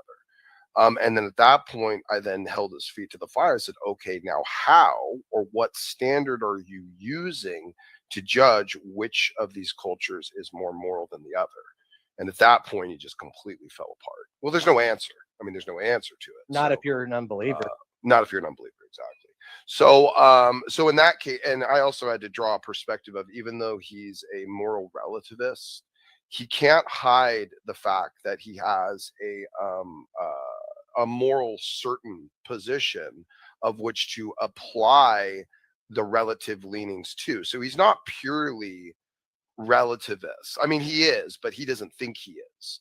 but he is actually using subjective justifications that he's claiming are objective, and then filtering those through a relativist framework. So it's basically just a house built on clouds is really all it is. There's nothing supporting anything in his moral framework, and that ends up getting pulled out, and he really does collapse in on himself. But anyway, let's it's funny. Let's get back to this. Provide you these things that you utilize and enjoy and purchase. So yes, you support slave trade. And when necessary. I'm willing to bet that this flag was made in a Chinese sweatshop. I'm almost willing to bet. I bet if you pulled out the tag or sticker, it probably says made in China here. I'd almost freaking bet on it. Some slave labor textile mill in some third world country. Probably most of the crap in his house is probably owned in some way, shape, or form, having passed through the hands of the slave trade in one form or another. This is why the countries as our national policy. Oh no, you could. But watch him deny that. By the way, watch him try and deny that later. It's really kind of funny. It would be less convenient for you, but you could live consistently with your moral compulsions and avoid purchasing things that come from slave economies, and then you wouldn't be a. Well, how do you know where I purchase what I purchase from where? Are you assuming my computer? Right, but do you know where my computer was manufactured? Dude, if you think that based upon what you're surrounded by that you've avoided contributing into slave labor economies, you're truly a moron. You're absolutely a complete and utter typical atheist, oblivious moron if you actually think you're going to hold that moral high ground right now. You are a big, stupid joke, Pat. Are you saying? Well, you're laughing, but do you know? Like, where do microchips come from? Dude, most of our software components are made in either India or China, two of the biggest slave economies in the world. And you know who helps fuel that? You know who helps fuel these slave economies? People that you voted into office like Beijing Biden.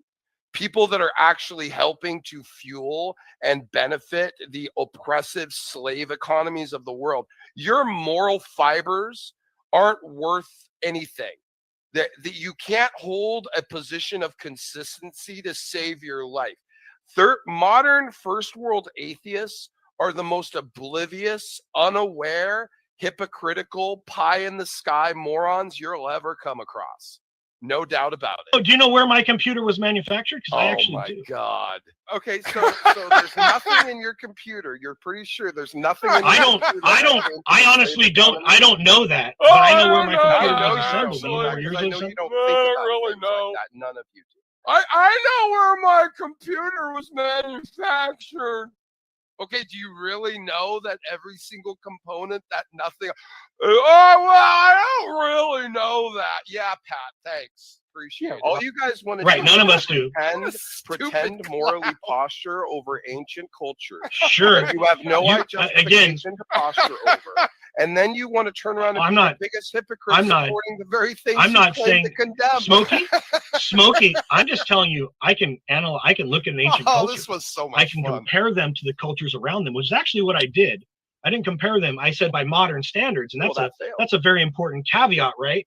So the issue being is we can look at ancient societies and cultures and see how they interacted within the normal social frameworks that the periods they lived in, right? Was there given a sanctity of life that none of the other nearby cultures presented, in the idea that the slaves were not treated like mere property or chattel that could potentially be abused and killed upon whim, but actually had human rights. In fact, such human rights given to them that the death of a slave could be paid for by the death of the slave master because they had the same value under God in terms of a life. That's not you're actually making shit up right now. No, you know what, Pat? No, you're making shit up. You are. You go find me the Code of Hammurabi that says that a slave owner can be killed for the death of a slave under them. You go find me that code. Because the Bible, the Jews held to the idea that a slave master who murdered their slave would have his own life forfeit. What is it? 300 some odd pieces of the Hammurabi Code, you go find me the one where a slave master can be killed for a death of one of his slaves. The Jews had it, and this supposedly higher moral code, I haven't found it. So why don't you back up your crap and show me where the equivalency is, where you think it's so superior? And you know, Hammurabi gives the exact same penalty for abuse of a slave. You lying, stupid trash clown. As the Old Testament. So the Mesopotamians, the ancient people Prove that it. on the Code of Hammurabi, Prove the Sumerians, Sumerians the had the Sumerians exact. allowed for the abuse of slaves. So You know what's So did the Israelites. No, they didn't. No, you couldn't just kill. Yes, they did. No, they couldn't, and neither could the ancient Sumerians. Hang on. Let me stop you There there. There was nothing in the law code of the Sumerians and anything that I found in the Code of Hammurabi that says that there's any penalty for a slave master killing their slave. None. Find it. It's kind Give it to me. And you know what's really sad? It's like he assumes that every law in the Old Testament was from God. It's like, no, there were some laws in the Old Testament God did not want, and all that. Because yeah, there is a case in Scripture where slavery is allowed, but that isn't a law from God. It's a law None from of man. these other contemporary cultures valued life the way the Jews did. None of them. None of them.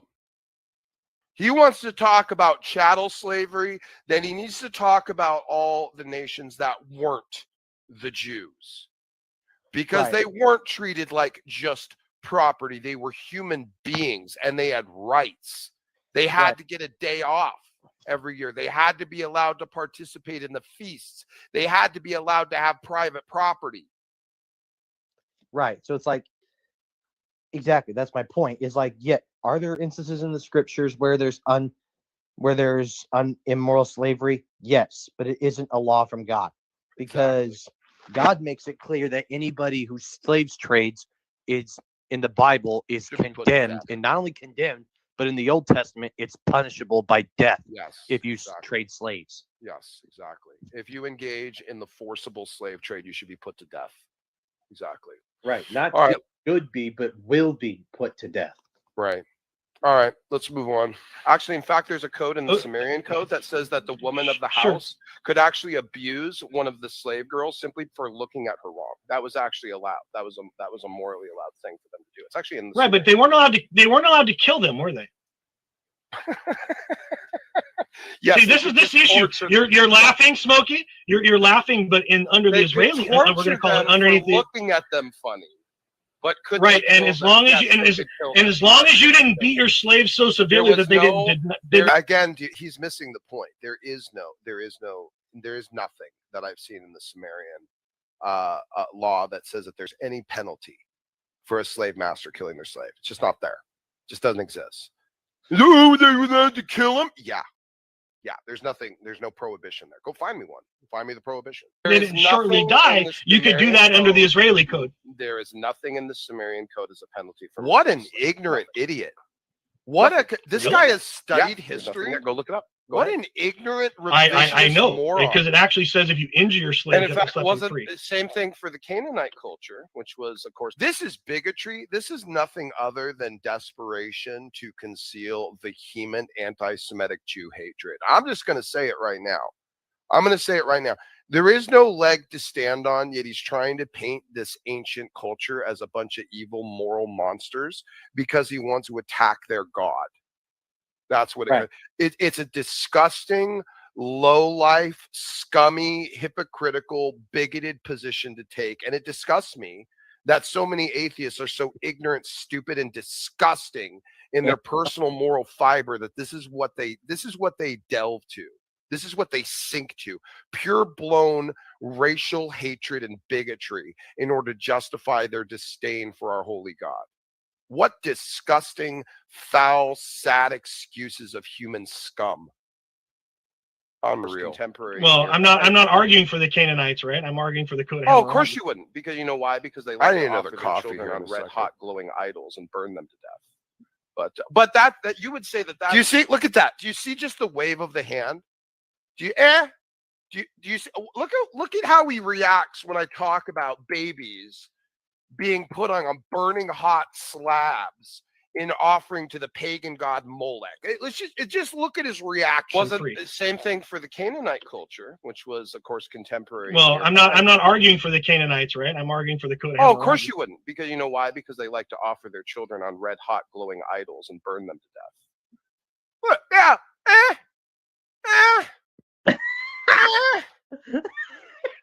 look at the reaction. Notice the guy answered with a shrug. Look at this guy for all of his desperate moral posturing this entire time. Look at the They're putting their baby, they were burning their babies to death on red hot idols. I'm all worried about how the Jews treated slaves. Well, the Jews went around and stopped people from burning their children alive. What a disaster. But that you would say that that's evil, but you're also okay with murdering children in their mother's wombs. So I'm not sure really where you get off. I'm actually not. I'm not okay I'm not okay with it in every circumstance. Am I? Are you? I'm not. Okay. In what circumstance? Okay. In what circumstance are you not? So I'm pro-abortion through the first trimester. I'm much more restrictive after that point in time. It has to do with an issue of bodily autonomy for me, for women, and also has to do with health and safety of the mother after that point. So in that case, but I'm also, once children are born, I believe that they're fully functioning potential adults that should be protected. And what if every other culture by the society as much? And what if every other culture that lived thought of you as a moral monster for holding that position? And that's fine, but does that mean anything to you? Does that mean anything to you? That they would all judge you as being a monster for wanting that, or thinking? But you'd have to prove to me that they think that I'm a moral monster. Well, let's just say they did, because I would think that quite a few cultures, including just the ones 50 years ago in this country, would find that that's offensive of a position to take. At least they might find it offensive. Okay, so if that's the case, then what do you care about their moral posturing over you, right? You don't care, right? I really don't. Not then why should we care about your moral posturing over them? Over ancient cultures? Yes. Well, I'm not morally posturing over them, because I'm not asserting that these cultures were divinely inspired to do what they do. It's you seem were divinely inspired to do what they do. An argument about anything being moral or immoral at all. It seems that. Well, I'm a situational ethicist, am I not? Oh, sure, I guess so. So ethics depend purely subjectively based upon circumstances, and are subjectively. Circumstances are very important. Whatever the agent decides to make them in those. In some cases, he's not really purely a situational ethicist, which I'm about to unveil. He's just a philosophically incompetent idiot and a liar. He still has to have a central moral code that he recognizes as objective, that he filters the situations through to come to moral judgments. So he isn't purely choosing ethics based upon circumstances, that the circumstances themselves dictate the ethics. He has ethics that he then filters the circumstances through, and that's what he does not understand. You have no morality. Genocide. You have no morality. I have no morality. Say anything's wrong. Yeah. So let me ask you: was the right? So let me ask you, because you're a moral certainist, right? Was it morally okay for the United States to bomb Hiroshima and Nagasaki? Yes. Okay. So by your standard, that's fine. So what other genocides are you? What other genocides are you okay with? See, do you see how it works? Do you see how it's always like? They go to an area where there's been a moral dilemma, where there is no really good decision. The Japanese had been on a murder rape crusade all across the South Pacific, just doing the most disgusting and monstrous things you could ever imagine, infused into the very moral standards of their culture. You think about oh, a bunch of innocent people in these towns. Well, they weren't really innocent people. They were civilians, but they weren't really innocent people. The way that the Japanese culture had shifted to the licensing of just untold atrocities required a shock and awe campaign of epic order in order to prevent the Japanese from proliferating and continuing ongoing with their bloodthirsty, savage campaign of murder, rape, and pillaging. So it's one of those things where you would call, yeah, a necessary evil in a tragic state of affairs. But the other option, doing nothing or doing something less potent, was a risk that was going to be rough to take, because the nightmare that could have unfolded from a failure to react adequately to put them in their place would have just led to more bloodshed, more death, more suffering, more of it being drawn out, which is why a calculated decision to do that as well. And I think that is one of those instances in history where it is an unfortunate, absolutely awful, savage, necessary evil, because what was being done on the contrary had to be stopped, just had to. And in one of those instances, that was the best way to help maintain that the war that it would end and that would not proliferate into an ongoing generation and cost the lives of even more. And don't forget, this was done on the backs of a incredibly cowardly, opportunistic strike at Pearl Harbor just days before Christmas. So keep in mind that they had earned a reactionary situation of this level with their pure, unbridled, overwhelming savagery. So moving on. I mean, why you think that was done? Why it was done was a statement of force to force the Japanese into submission in World War II. So that there wouldn't be more bloodshed, more wars, and there wouldn't be more invasions. But you also know that there was all he's doing is basically presenting a more complex version of the trolley problem. You're willing to sacrifice one to save five. That's really all it is. It's just a more complex real world version of that. It's a moral dilemma. It's a moral dilemma. There is no ultimate right choice. There's a lesser of all evils. It's the best you can do. It's the best you can do.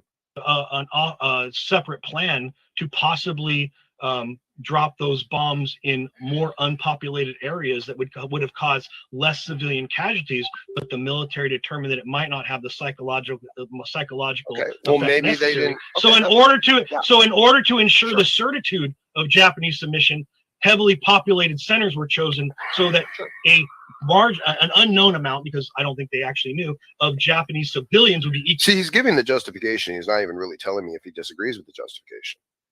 He's just putting it out there. Okay, sure.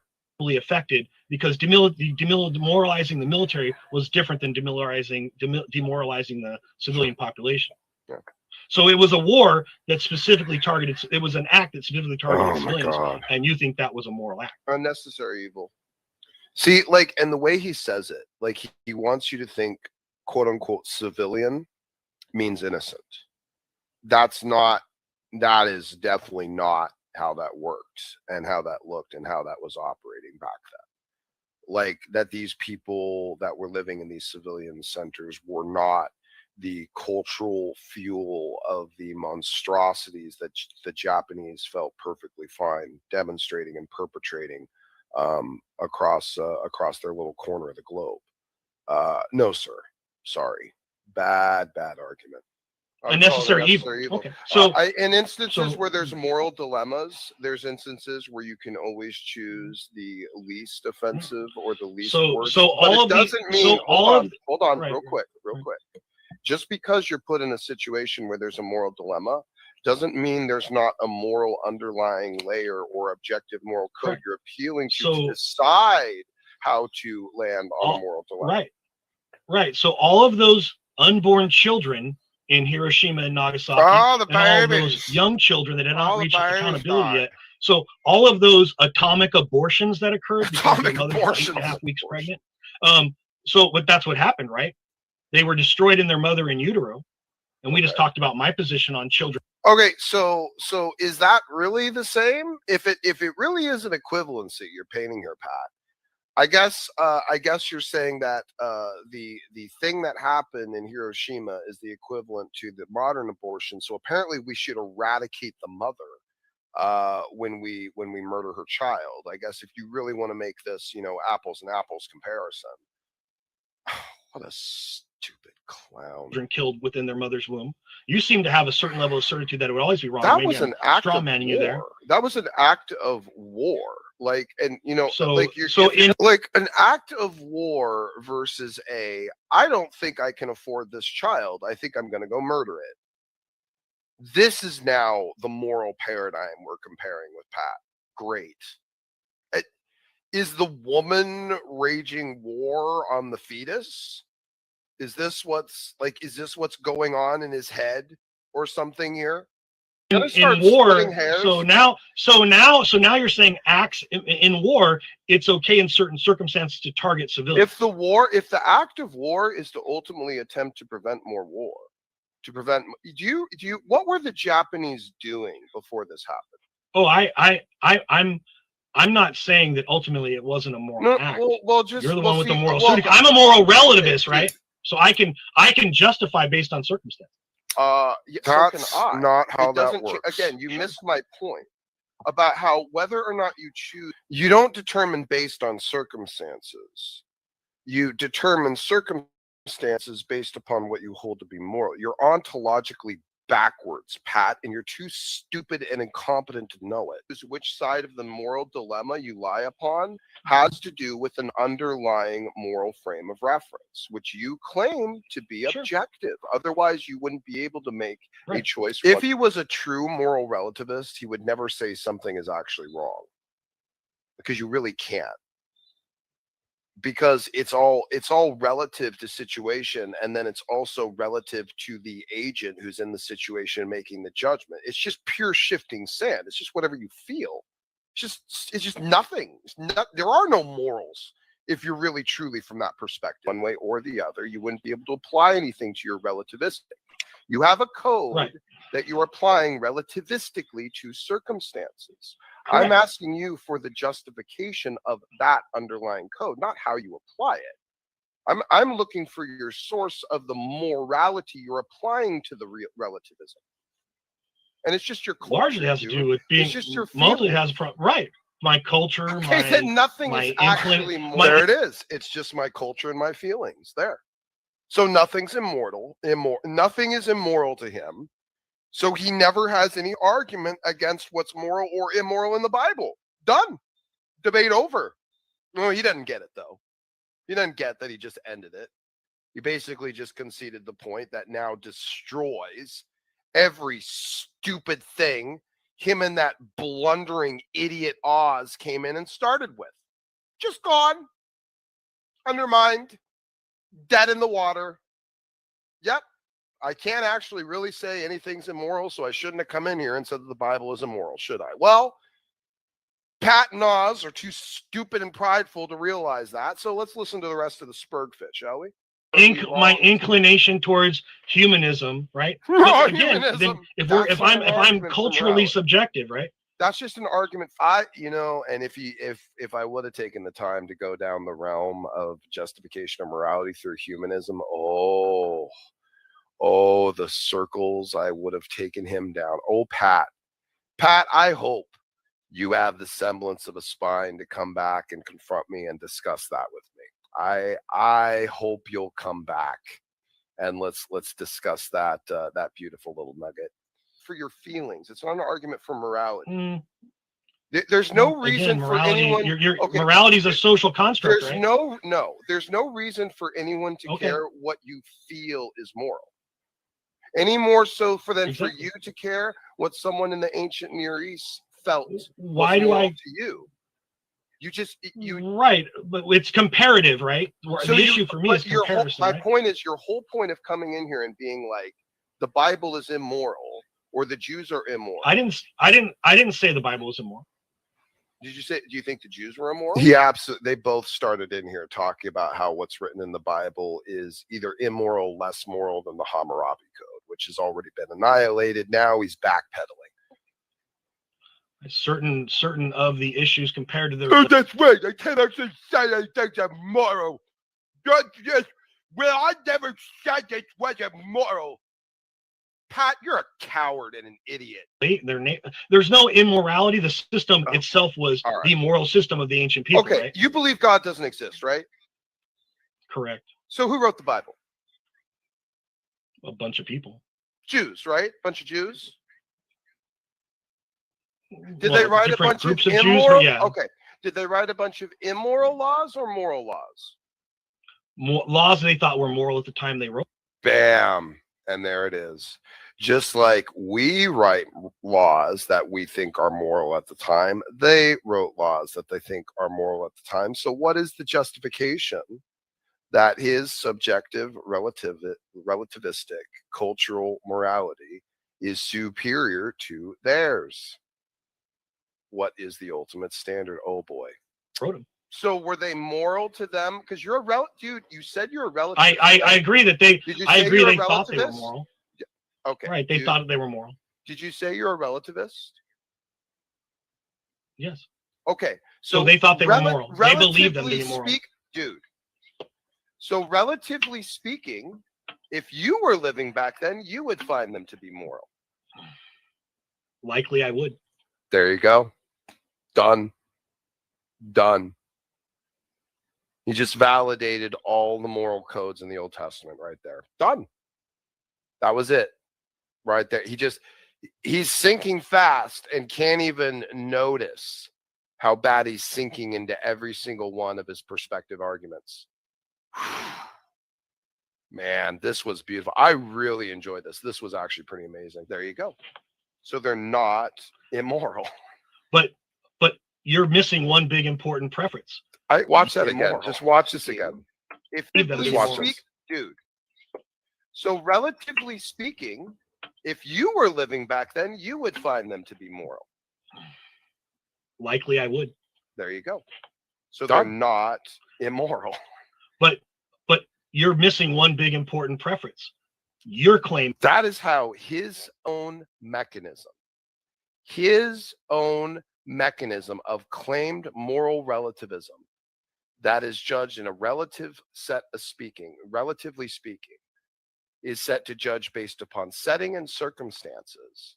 His own standard now dictates that the Jews were actually moral. Ladies and gentlemen, let this be a moment for you. Remember this and share this stream around. We got an atheist to admit, based upon their own moral framework, that the ancient Jews were just perfectly moral and fine. Make sure you share that around. Let people know. Basement Dweller, if you're in, you could even maybe go and grab a little clip of this. I might even do it later because it's just so spot on here on this one. It's pretty incredible. It's pretty incredible. So share it around that we got an atheist to admit that the ancient Jewish codes are just perfectly moral and just fine. Make sure you share that around. Good job, Pat. God. Good job. Yeah. In your system, the laws were given by God. Sure. And that is a God, omnipotent, right? So what? That omnipotent, all-powerful, and all-knowing. And you see, and this is where they commit a massive fallacious error. In fact, Danny even nailed it later on, talking about how they come in and mix an internal critique with an external critique. They go to the begging the question assumption for the eternal critique that God exists, and then they claim God is immoral based upon an external critique of their moral framework. There's no consistent internal critique, which is why this is such a failed, fallacious, and stupid argument that this dumblet just pried out of the barely functional brains of Matt Dillahunty and Dr. Josh. It's really all it is. You just said those laws aren't immoral. No, that's not what I said. I didn't say that. I said that I would consider them immoral because this is the issue. This is why you're not realizing how bad your argument is, Smokey. Oh, it's so You're bad. saying I believe in God. God gives laws. I'm saying people create. If it's so bad for me, Pat, please share it to everyone you know. Please show everyone this video. Every single one of your atheist friends. I hope you go to every single one of your atheist friends and you show this video to them and then you try to brag over it. I hope you do. Oh, please, Pat, do me a huge favor. Just advertise how well you think you roasted this theist Smokey Saint and just spread this video everywhere. Oh, please. Laws and moral systems. And there's a big difference between our arguments. Thanks for that. I'm a product of my culture. No different than if I would have grown up during the Crusades in Western Europe. I probably would have been a crusader, and I would have thought it was a moral system. There you go. Yeah, so it's Right? not There you go. immoral. So you have no argument that anything in the Bible, Whether or not it was immoral or not, doesn't mean immoral. that we can't look at it by modern standards and say That is, yes, it does mean that. That is exactly, you can't do that. That is exactly what that means, is that you can't do it. Means that morality is relative to the culture. So you can't use another culture to judge the morality of another culture, or else you're violating your own claim of your own standard of morality, that it's relativistic based upon culture, time, and circumstance. By your own admission, you have zero justification to claim that another culture is wrong based upon your cultural perspective, because you say that everyone's moral cultural perspective is valid. No matter what they teach, no matter what they believe, no matter what they believe to be moral, it's valid because you're a relativist. Ooh. Oof, oof, oof. Ouch, Pat. Ouch. that was actually improper. No, by actually, modern we can't standards do is that immoral. because that's something called we can. bigotry. That's Boy, called that's No, it's not. ethnocentric presentist bigotry. Yes, it is. Look it up. No, it's not. Ethnocentric I know what it is, and presentist bigotry. I know what. That is applying. Well, first of the all, standards of your ethnocentric. own- Are you an ethnocentric? That is 'Cause I'm not. applying the standards Why are of you your own modern culture, your own standard of Right. culture to other cultures and judging them. He asked me if I'm an ethnocentrist. God. What a freaking double it. Oh my God. I know what. That is applying. Well, first the of all, moral standards of your ethnocentric. own- Are you an ethnocentric? That is I'm not. applying the standards of your own modern culture, your own standard of culture to other cultures and judging them immoral. It is a form thanks, of Tom. bigotry, Good to see sir. ya. Thanks Yes, for it popping is. in. Sure. Okay. It's only So only please the don't only be a people like bigot. yourself that are. Please don't I'm be not a a bigot. to the ancient Jews. No. Okay, thank you. Oh, thank you for telling me who I can and cannot be a bigot to. That's awesome. Oh, do you like being bigoted? I Oh, that was a revealing moment. Bigot to. That's awesome. Oh, Oh, thank you for telling me who I can and cannot be a bigot to. That's awesome. oh, do you like being bigoted? I Oh, that was a revealing moment. Don't you tell me I'm a big bigoted too. I'm a big virgin. I forgot that in this video that existed. Well, thank you for telling me who I can and cannot be bigoted to. That's awesome. Wow. What? You know what?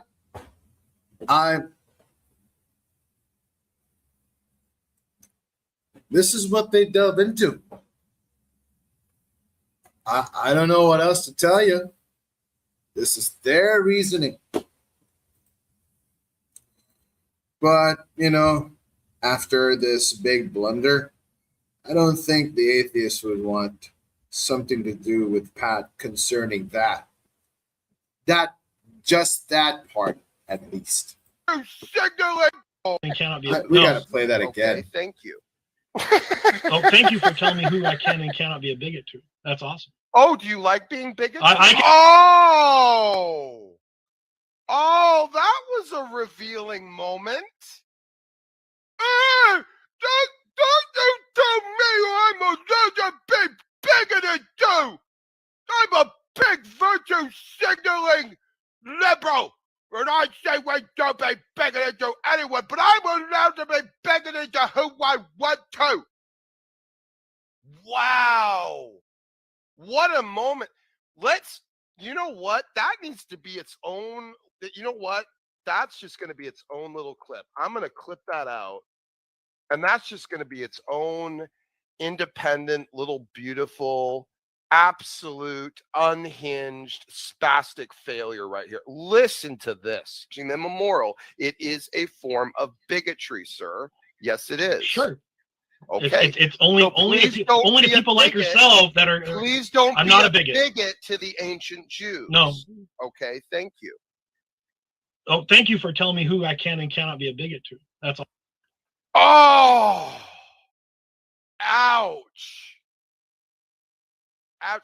And by the way, I'm betting Pat is one of those big, stupid, fat, overprivileged white liberals that says you're not allowed to ever be a bigot to anyone, but don't you dare tell him to not be a bigot to the Jews.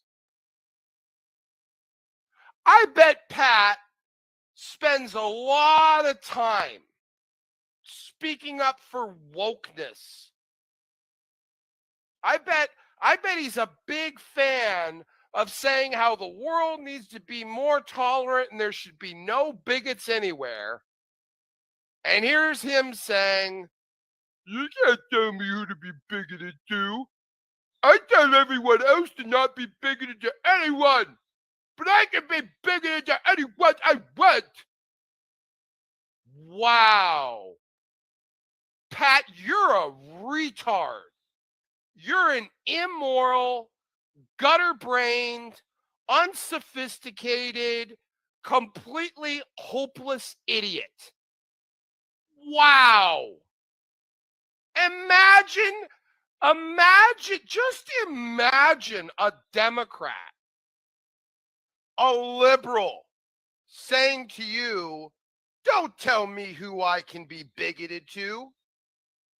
You know the people who spend their whole life saying no one's allowed to be bigoted to anyone? All of a sudden saying to you, you can't tell them who they're allowed and not allowed to be bigoted to. Just meditate on the pure, unfiltered lack of awareness and hypocrisy there. Wow. Wow. I'll give you an update at the end, Kincaid. We're going to wrap up here soon. I got to get ready to go here pretty quickly. It's awesome. Oh, do you like being bigoted? I can problem for you? I can analyze giant hateful bigot. Are you going to keep talking over me? I got to play that one more time. That's got to be just seen in its full splendor. That's just wow. No central. That is applying the standards of your own modern culture, your own standard of culture to other cultures and judging them immoral. It is a form of bigotry, sir. Yes, it is. Sure. Okay. It's only to people like yourself that are. Please don't. I'm not a bigot. Bigot to the ancient Jews. No. Okay. Thank you. Oh, thank you for telling me who I can and cannot be a bigot to. I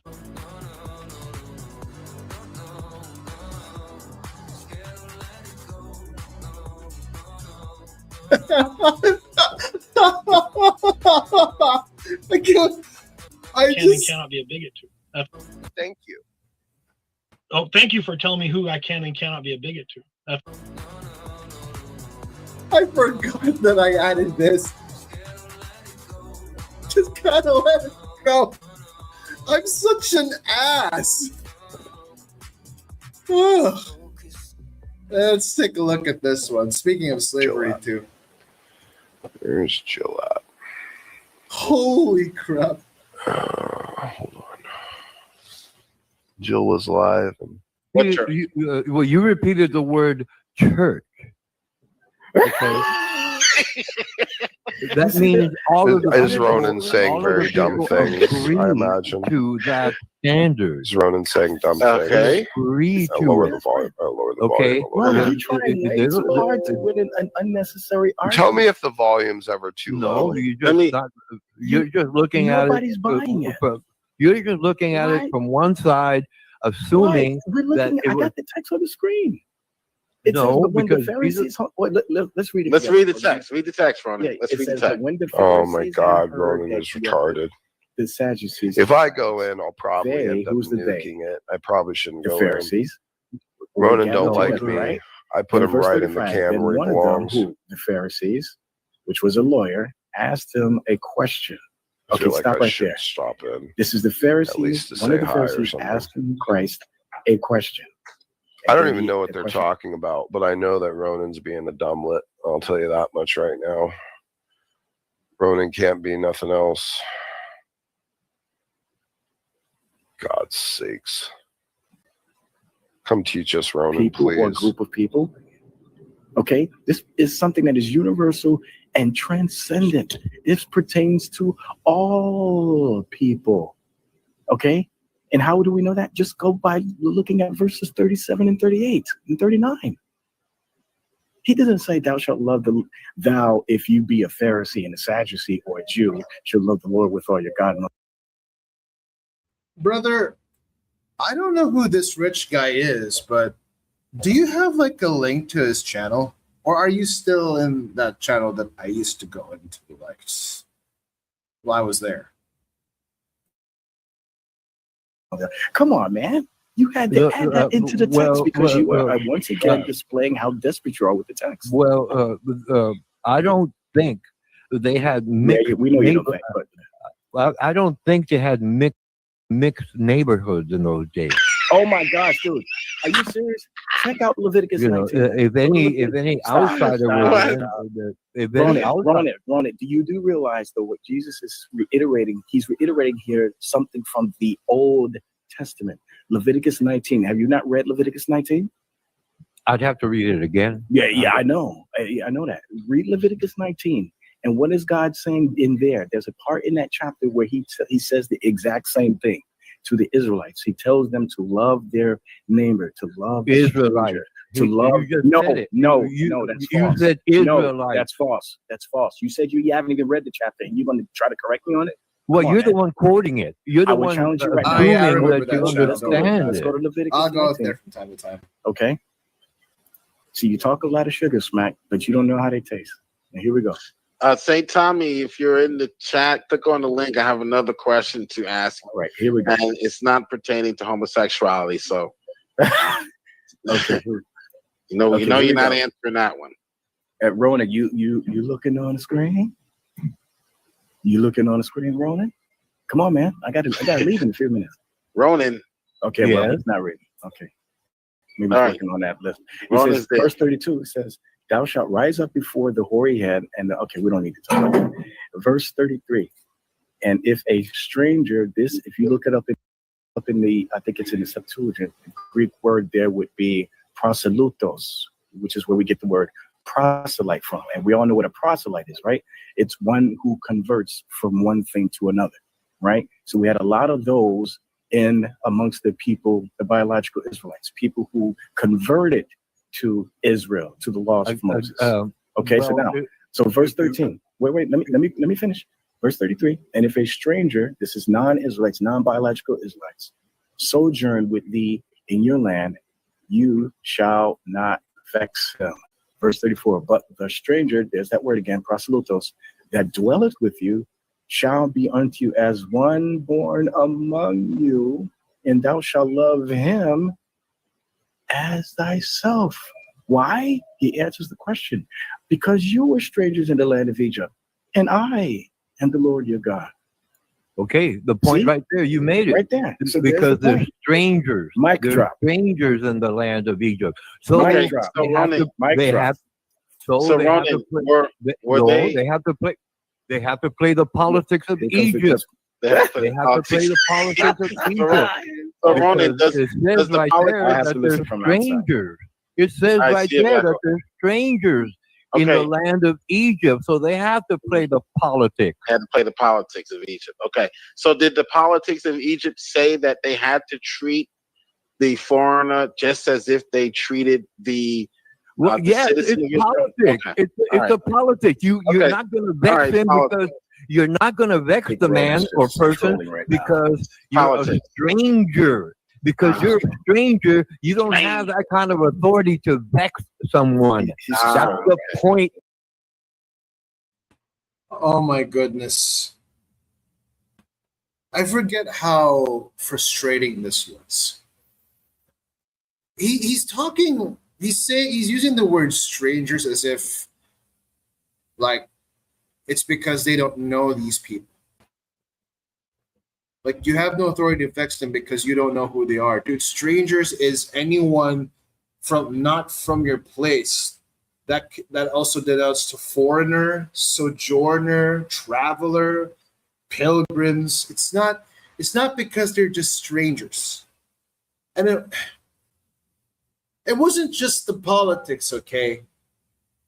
They were completely worked to the point of rigor.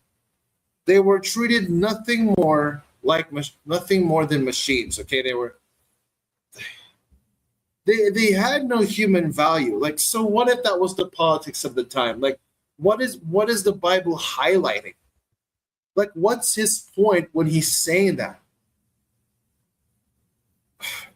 It's literally, I can't. So it was in the land of Egypt. So it was Egyptian policies that led to these principles. Holy, of course, they have to. Crap. Hey, Joe, I Ronan is got to head up, stupid. and I'm gonna listen for you. All right, see. I can't believe how stupid Ronan is. Smokey's here. Smokey, would you be Matt Dillahunty's slave according to Exodus 21? No, because he would be a horrible, unrighteous, evil, vile cuckold of a slave master. I might be yours. Like if you were wealthy and had a lot of land and could treat me good and give me slabs of venison. Veckel said he'd give me slabs of venison if I was his slave. So you gotta be able to meet that, and I'll consider it. Yeah, and Matt also voted early. So no, I would not be his slave because he voted for Biden, and he voted early. So I wonder if Ronan knows what the option was if you weren't a slave back then. What were you in the ancient Near East? I don't Yeah, know. what were you if you weren't an Eved? We call them victims. Or prostitutes. If you were a woman, you were a prostitute. So what would be your station in life if you weren't an Eved or in the ancient Near East? What were your other options as far as occupation? Ronan? What do you mean? I mean, there's plenty of occupations. If I'm Why you bang? well, the classic is carpentry. Carpentry. Whose carpet are you going to carpent? Anybody, if I'm paid. Ronan? What do you mean? I mean, there's plenty of occupations. If I'm Why you bang? well, the classic is carpentry. Carpentry. Whose carpet are you going to carpent? Anybody, if I'm out there trying to find a job, I can go work in a, Okay, where would you find a job in the ancient Near East? a job. Carpet. What do you mean? I mean, there's plenty of occupations. If I'm Why you bang? well, the classic is carpentry. Carpentry. Whose carpet are you going to carpent? Anybody, if I'm out there trying to find a job, I can go work in a, Okay, where would you find a job in the ancient Near East? Come on, let's learn to think critically, Ronan. I know it's not something your kind practices on a regular basis. Where would you find work in the ancient Near East? I'm glad you stooped that low, to the pool that I come from, because you can't get any higher than you are now. You want what the heck happened? Why am I asking this myself? This is my clipping. What the heck? Find a job, I can go. Why you bang? Well, I mean, there's plenty of occupations. If I'm Why you bang? well, the classic is carpentry. Carpentry. Whose carpet are you going to carpent? Anybody, if I'm out there trying to find a job, I can go work in a, Okay, where would you find a job in the ancient Near East? Come on, let's learn to think critically, Ronan. I know it's not something your kind practices on a regular basis. Where would you find work in the ancient Near East? I'm glad you stooped that low, to the pool that I come from, because you can't get any higher than you are now. You want why do you like to throw these little petty little insults in there? right, You know, I what kind of apologize. weakling are you as a Christian? I feel like Really? I feel What like kind of your Ronan, list. Ronan You know, does this. it's okay for you to throw these little nasty barbs in there, yet I'm supposed to be like All right. lost or Okay. something. I've can already do Why are you apologized. so All right, condescending Ronan as does a this. true Christian? Ronan does this whenever his Answer back my is against the question, wall. dude. Why are you And so then he- condescending as a true Christian? Why are you such a hypocrite? Oh, Tell me. so Christ, I think Because you're condescending. forgiven, okay? That's the You answer. know what? You're forgiven. So You you can know be as what? stupid as you want to be, All right. and you'll All be right. So forgiven. now answer the He's question running now, at the Ronan. mouth. He's running at Answer the question now. You distracted. You. So you're the one that's starting up with the There's plenty of stupidity. prophetic So- and scriptural example of condescension. You're an idiot. You don't know what you're Oh, talking we'll about. get to that, Smokey. I don't want him to slide away. All right. I was gonna call him another name, but he'll There you just go go. off with There you another go. rant. You just do what you want to do. I mean,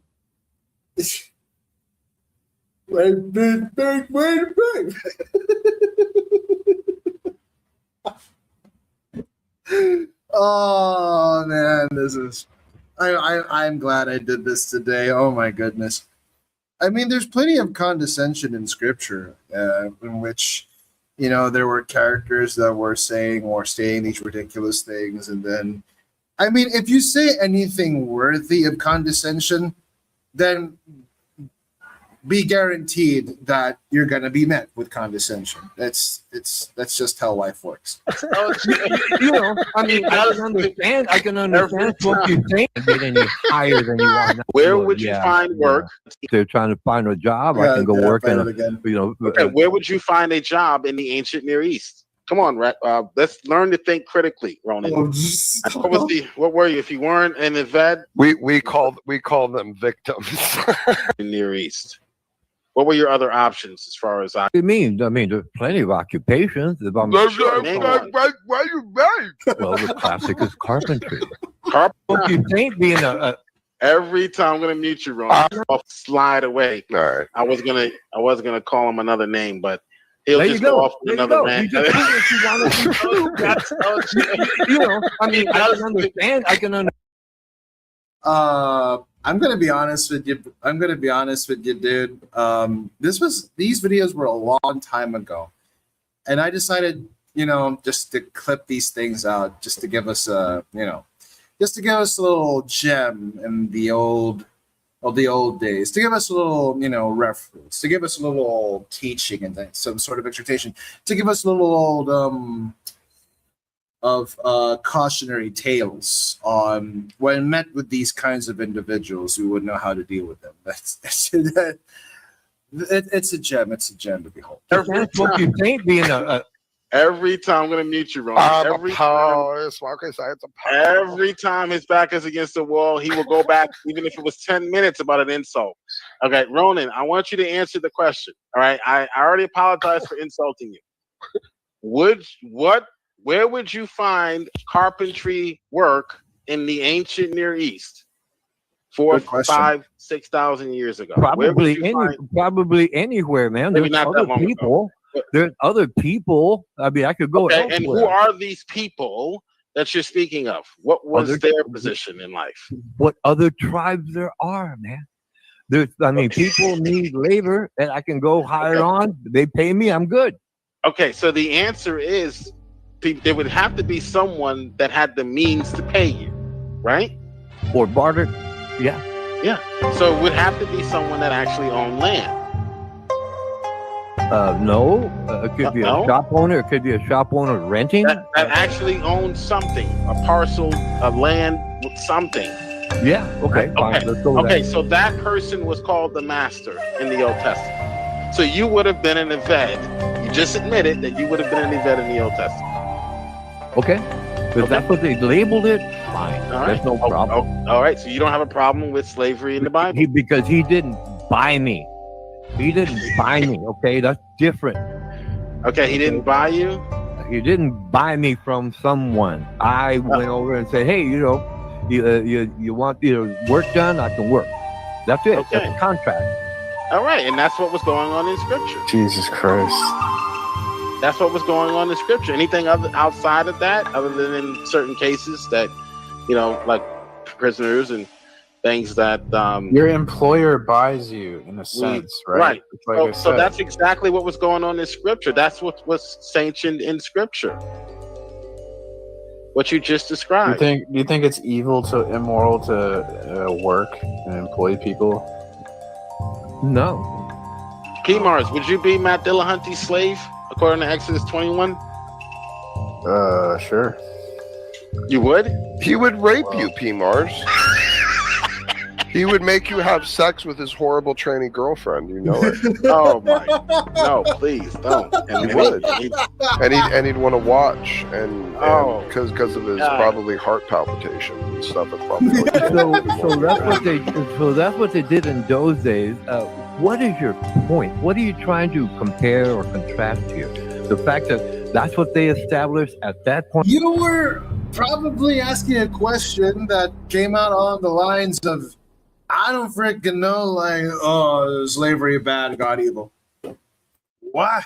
Point in time in history versus he has slaves. What are you trying to argue? That's the way they label. Well, my argument would be that the principles and the concepts are similar, just more sophisticated today.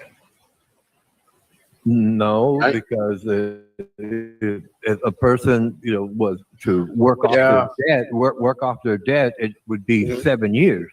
That's the limit. But a person who is employed today can quit any time or work 20 years. Whoa! Did you catch that? Did you catch that, guys? If you're gonna compare owing debt, then compare and you switch categories. They could quit anytime. Okay. Wait. No. Don't let them slip away. Please don't let them slip away from this. Ronan, you compared someone owing debt and then you went to employment. Those are two different categories. Let's stay in categories if we're going to make a comparison. If you owed debt back then, how did you pay it off? You worked. But you worked for the person that you owed, right? You was forced to work for the person that you owed, right? If you owe debt today, how do you pay it back? You work. Are you forced to work? You go on welfare. Well, no, not today. What about the IRS? Today you can declare bankruptcy. Sure, no personal. It was a welfare system. Right. So today, how do you pay back money that you owe? Again, any way you can, or just declare bankruptcy today. You can declare bankruptcy. Okay, before bankruptcy laws, how would you pay back somebody that you owe? Okay, we're talking in America. Let's say you get a court. Let's say you get a court order. The judge says you must pay back this person you owe. How do you pay back the person you owe today? How would you pay that back? You can't answer because you were controlling. You would work. You would work. There you go. So why? But I don't have to work. I don't have to work for the person I owe the money to. That's the difference. But you could. I can go find a better paying job elsewhere, pay off the debt, and still. But you could work for them. So you're still. So what you've done is you sophisticated the process. That's all you've done. You've added a middleman, sort of. So instead of working directly for the person you owe, you work for McDonald's, and then that McDonald's paycheck goes to the person that you owe, right? No. What? That would be gone. Okay, you don't work for McDonald's. Okay, I'm sorry. You work for Merrill Lynch. Are you going to just mute me and talk over me in order to make your point, or do you have something of substance to share? You're right, go ahead. with the speech impediment. Again, I could today. I could go work for someone else for a whole bunch more money, pay off my debt, and still have money. In those days, according to you, I would have to work for the person. Okay, so the difference is instead of working directly for the person, now you're working for Merrill Lynch. You're making a lot of money, but you're still paying that person the Merrill Lynch paycheck until it's paid in full, the debt that is, right? Well, yeah. Okay, so all you've done was sophisticated the same process or principle. The borrower is slave to the lender. All you did was say, I'm not going to work for you directly. I'm going to work for somebody else and pay you directly. Well, no, because the Bible says how the master is supposed to treat me. whether No, I'm no, no, Hebrew no, no, or no, not. no, no, no, no, no, no, no, no, It says no. the master's You're supposed not to gonna, treat the slave you're not well. gonna move the goalposts to You said how slave. You said slave, dude. I didn't No, say it. no, no, I Ronan, didn't say it. Ronan, I didn't say slave. You did. no, Ronan, That's not moving goalposts. That's kicking it right between the uprights. Ronan, don't try to run away. I'm not You running put away. yourself- You're the one saying things and then trying to be evasive about it. You put yourself Now in this you said conundrum. slave. You said slave. That's directly to the person. Sir, And then you compare owe- it to the day. Okay, so you owe money. A owns B money. B decides he's going to pay it back by working for A. Are you with me? In those days. Okay, in those days. Okay. Today, A owes B money. B decides, or A decides he's going to pay it back by working for C, and the money he gets for working for C, he gives to B. Right. Which you're saying one is immoral and one is not immoral. Why? I didn't say it was immoral. Are both immoral? No, they're Only contracts. one? They're contracts. So they're contracts in both scenarios. Huh? They're contracts in both scenarios. First That's what I scenario. said. That's what I Okay, said. all right. So you don't have any problem with what the scriptures teach then? I never said that. I just said that's the way they set it up in those days. All right, and so there's nothing immoral about how they set up their payments or their debt payment or work, which was The only thing immoral was the treatment of slaves. okay. So now let's get into the treatment. You're saying that people were being beaten in today's or in the slavery. The slaves are being beaten back then. Well, it says so in the Bible. If they don't die within a couple of days, 3 days, it's okay. You can beat them. So, yeah, it's different today. You can't beat a person who's indentured servant nowadays. Yeah, but there are laws against the law. There are laws. Like if my employer at McDonald's beats the shit out of me, there are laws in the book that would say like he has to go to jail and be punished, right? Yeah. But does that mean that employees are getting beat at McDonald's by their bosses because there's a law that says that they'll be punished if they do so? Again, people break the law and get away with it all the time. Just because there's a law on the books against something doesn't mean it's a common practice, right, for them to do it. Right. We so have. What the fuck are you talking about? Where are all these beaten slaves? They're not. There's nothing. There's no slaves getting. It doesn't beaten say you alive. can't beat anyone. Doesn't say you can beat anyone. It doesn't say they don't die in a couple of days. They don't. It doesn't say anywhere in the Bible that if you beat them and they don't die, it's okay. There's nothing in the Bible like that, right?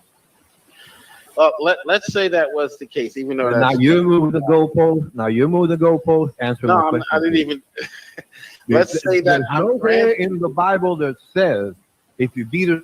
Ronan, I granted you your premise. Shut up.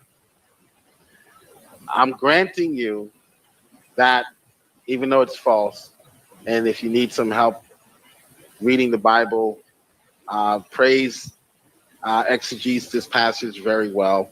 Smokey, it's also, well, Smokey will just smoke you, so you better not poke him. Let's say you're right. The master had the authority to beat the slave, right?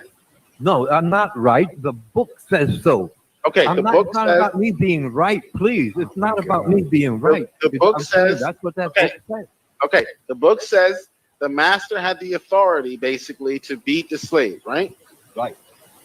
Okay, so for what reason would the master have, or what, under what circumstances would he be allowed to beat his slave? At his whim. At his whim. All right, you need to demonstrate that. That's a claim. It didn't say why you beat the slave. Okay, so if it didn't say, why are you assuming he could beat him arbitrarily? Because you know people, don't you? So you don't understand. You don't understand the petty mind of a coward. I just want to say hello to my homie Ronan Peninsula. If he goes,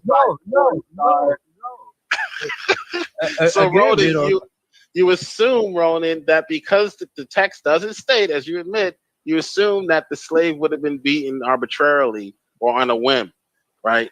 Capriciously, I'm just going to beat my slave today because I feel like it, right? Well, yeah. Okay, that's your assumption. You need to demonstrate that in the text instead of just in your head. So are you saying it doesn't happen? There's no. I love Ronan Kanushi's cartoon version of slavery. It's really cute, actually. Toby, his literal Mickey Mouse, like, I'm just like Goofy wakes up and beats the hell out of Mickey over a. So you really think those people in those days actually abided by the law to the letter? And today we just don't care. Okay, all right. There's social dynamics. That's what happens in those situations. Ronan, you don't realize it, but you're moving the goalpost to now proving that the scriptures do not condone, or I shouldn't use condone, sanction. You're moving the goalpost to proving whether or not everyone obeyed the sanctions. Not everyone obeyed. That's the point I'm making. Not everyone obeys the laws today. That doesn't mean that the laws themselves are immoral. That doesn't follow. Well, no, there are immoral laws. Like abortion. Pay the slavery in America. They come and arrest slavery my ass. in America was immoral. Exclusively America, huh? Right. Well, no, okay, slavery here in America, when it first started, was based on the Bible. Okay. Oh my God. So you're telling me that those lovely African gentlemen that sold us a lot of our slaves, they were all Christians? Oh, Jamie, there's a request. I'm sorry, guys. I gotta. There is a request for one of our candidates for Senate, United States Senate, has a message for us. And Jamie, what do you got for me, Everett? That he hears from Louisiana Senate race, folks, is going to be a hot one. Every 37 seconds, someone is arrested for possession of marijuana. Everett. Since 2010, state and local police have arrested an estimated 7.3 million Americans for violating marijuana laws, over half of all drug arrests. Black people are 4 times more likely to be arrested for marijuana laws than white people. States waste $3.7 billion enforcing marijuana laws every year. Most of the people police are arresting aren't dealers, but rather people with small amounts of pot, just like me. I'm Gary Chambers, and I'm running for the U.S. Senate, and I approve this message. It's going to be a hot one. It's going to be a close race. That's a real Republican. I really don't know anymore, to be honest with you. Most Republicans kind of don't give a shit about weed anymore. That's not from the Babylon Bee, by the way. That's an actual candidate for your United States Senate. I don't even have to tell you what party he's affiliated with. Well, that's why I asked, because I'm not sure. I've heard Ted Cruz say that decriminalize weed. So I don't know. In the room. Yeah, but I don't see him making campaign ads. Only the blacks. He's got a YouTube channel, dude. Right. Final Verdict with Ted Cruz. Literally talks about it all the time. Yeah, I don't know what happened to Ted Cruz. I think he's trying to run against Trump, but he doesn't know how to say it. He's a rat fuck. Okay. He doesn't know what to say. He doesn't know how to say it or when he should say it, but I think he wants to try. I tried to say it when I was on with Knock. He was asking me about, who do you think is going to run? And I was trying to get to Ted Cruz, but I never made it that far. But Ted Cruz, I don't trust that motherfucker. I don't trust him. I don't either. Yeah, he I don't know. But what he said about January 6th riots, I sort of. See, now he's got you saying it. It wasn't a fucking riot. Right. But I'm okay with it if what he meant was the FBI infiltration and the provocateurs and that's what he was talking about. Then okay, I'm okay with it. Ray Epps is a fucking glowy. I don't care what anyone says. He's a fucking. Who was Ray Epps? Who was Ray Epps? He was at a rally the day before. No, I know who Ray Epps is. I did a video on it. Yeah. I did a video on that. He's a fucking glowy. Glowy. Glows in the dark. And he wasn't the only one there either. He wasn't the only one that was planted at the riot. Hello, fellow political insurgents. Is there any illegal activity that we're perhaps planning to do today? Have you seen these Nazi LARPers too trying to infiltrate Patriot Prayer? I forget what they're called. I think they're called something front. I forget what they're called. But they're trying to spin the narrative and be like, look at all these white supremacists that totally aren't federales. They got shields and shit. It looks so orchestrated. It's like it's like literally like the High School Musical version of like they dressed up like literal like Star Wars stormtroopers, and it's like, oh, come on. What if I want to have sex before I get married? Well, I guess you just have to be prepared to die. Guess you just. What if I want to have sex before I get married?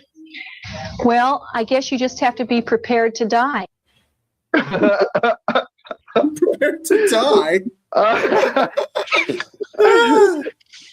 Guess you just have to prepare to die, Will. Oh God. No, I'm actually celebrating my second year of marriage with my wife here on Friday. Oh wow! Congratulations, 2 years already. Oh man. Okay. I hold on. I need to skip to What that did one. I say that was dumb? There's only. I fucking hate.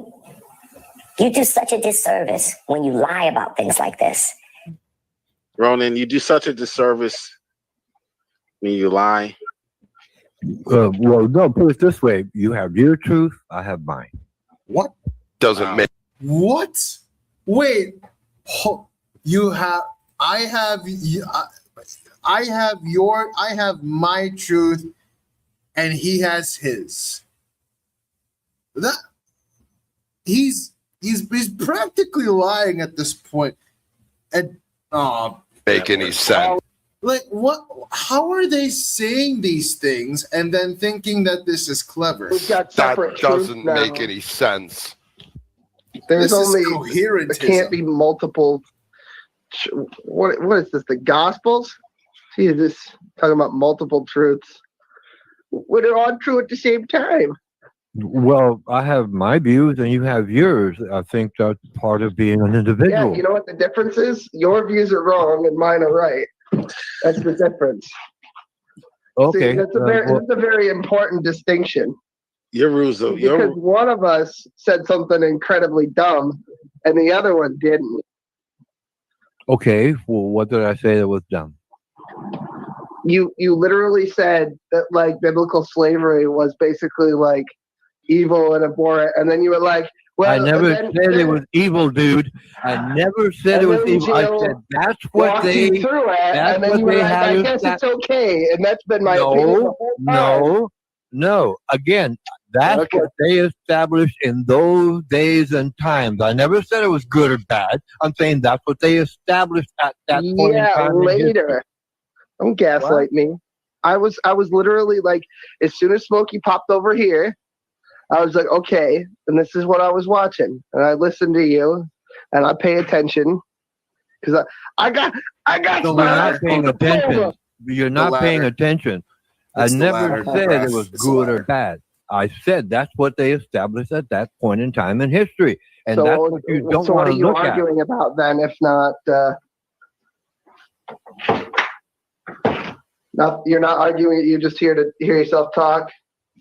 Where your turn bad is where they carried the concept forward to American history, for example.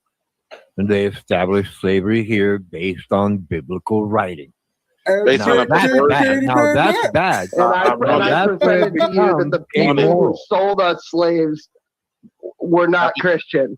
Yeah, that was based on the perversion of scripture, Ronan. Just like someone perverted you, which is the reason why you're Again, the way you are. that you have your perspective. They in early American history, they had their perspective, and they based it on the Bible. We can own them because the Bible Yeah. says it. So let's grant the premise that what you're saying is true. That the people who bought slaves from Africa were Christians and they used the Bible. Let's just grant that hypothetical. All right. Who fucking sold them to the Americans? Who sold them to the British? They didn't sell. They traded for goods and rifles. The point being, oh my gosh, it's the same thing. Will Kincaid says, who sold them to whom? And he said, well, there wasn't selling, it was trading them to whom? Like, what? Make that make sense. If it's like saying,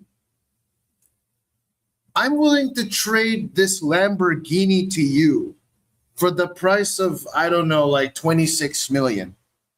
Isn't, oh, you're just going to trade it to me. Why not just sell it to me? It's the same thing. What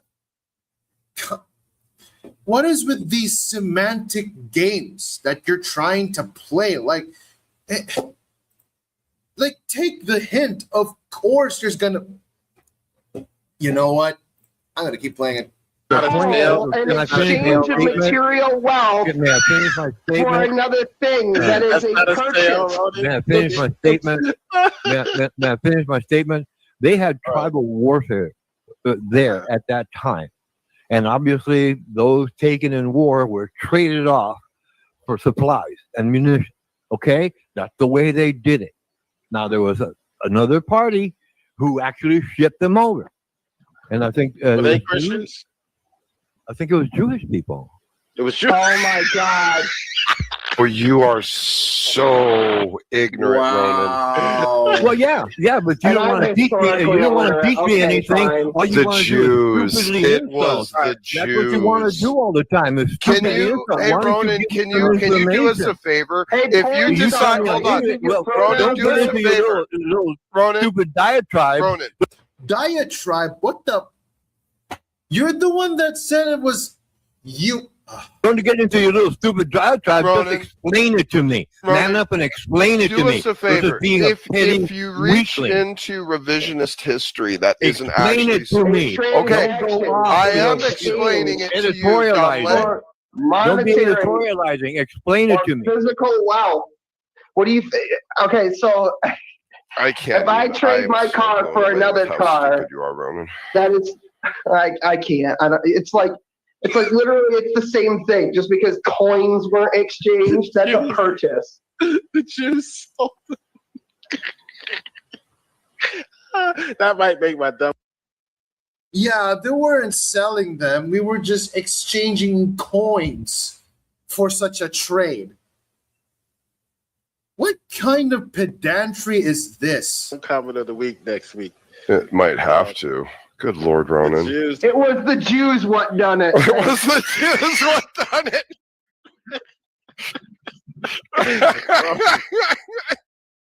You're right. You're absolutely that. No, that tracks. So that little exercise, I hope, caused you to realize. I wouldn't say that he's sneaky. I think he's just. I mean, judging by how they'd handle this guy, I mean. I think the guy is just quite lost and ignorant, and he's not trying to be sneaky. It's like he probably doesn't have an answer to this. So let's just give him a little bit of benefit of the doubt. But let's go back there a little bit because that was a comically humiliating blunder. Go back. Again, you have your perspective. They in early American history, they had their perspective, and they based it on the Bible. Someone perverted. So let's grant the premise that what you're saying is true. That the people who bought slaves from Africa were Christians and they used the Bible. Let's just grant that hypothetical. All right, who fucking sold them to the Americans? Who sold them to the British? They didn't sell. They traded for goods and rifles. The point being, what would you call an exchange of material wealth May I finish my statement? for another thing that is a purchase? May I finish my statement? May I finish my statement? They had tribal warfare there at that time. And obviously, those taken in war were traded off for supplies and munitions. Okay? That's the way they did it. Now, there was another party who actually shipped them.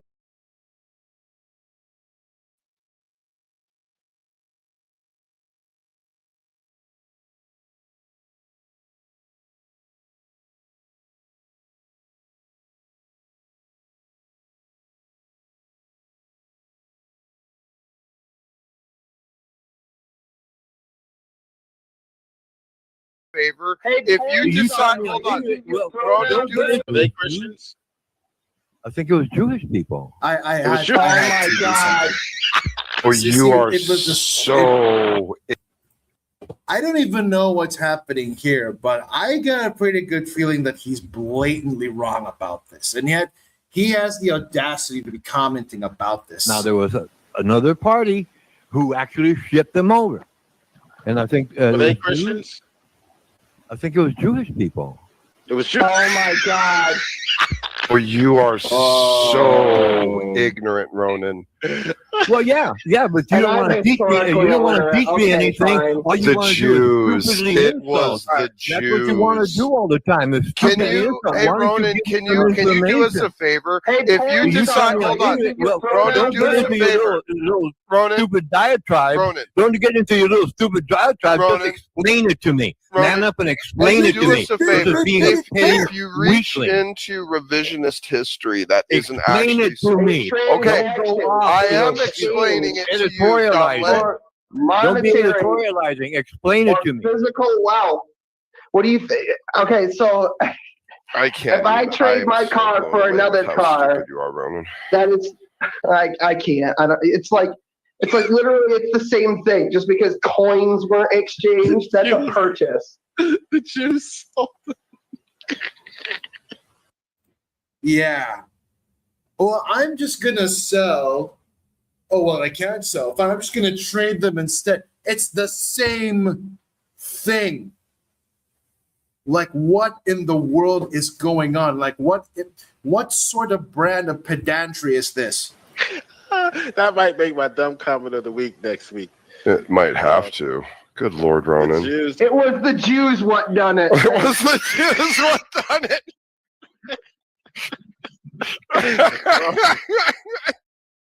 You're right. You're absolutely that. No, that tracks. So that little exercise, I hope, caused you to realize that the slave trade had nothing to do with the Bible, but or really race or color, but maybe the color green, but not anyone's color or race.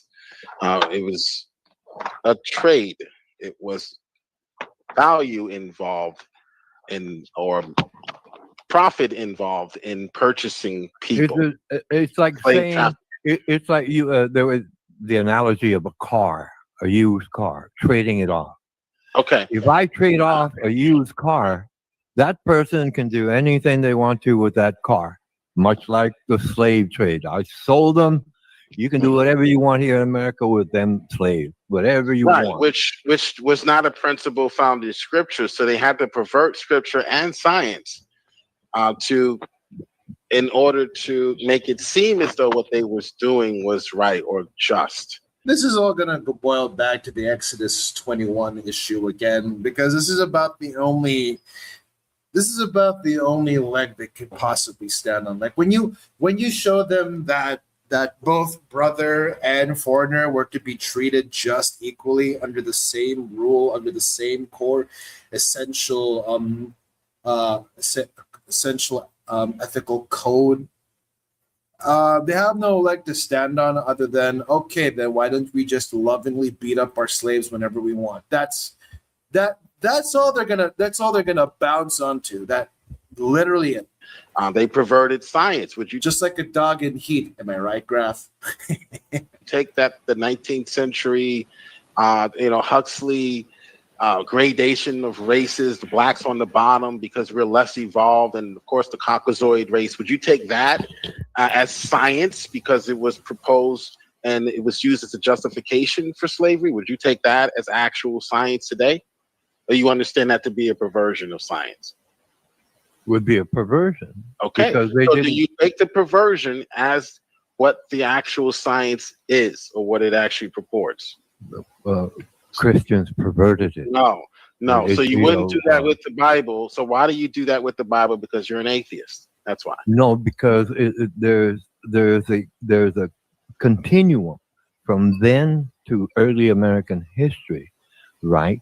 The justification was based on perversion, like you said. I agree with you, but they're still Christian.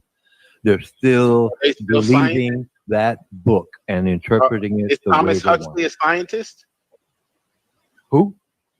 Thomas Huxley coined the term agnostic. Is he a scientist? I don't know. Let me He's a biologist, right?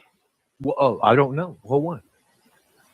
Right? He's basically become known as Darwin's bulldog, whatever that means. For he advanced Charles Darwin's theory of evolution. Right? He's an anthropologist. He's a biologist. Is he a scientist or a biologist? Is he any of those things because he perverted? What about Haeckel? Ernest Haeckel, is he a scientist?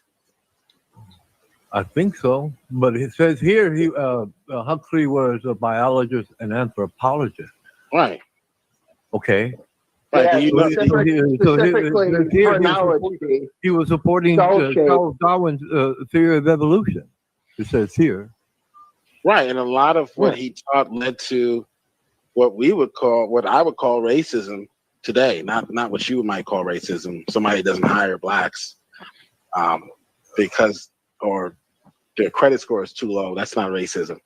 Again, in science, they change over time when obviously the theory is challenged. It changes theory. You cannot change the Bible.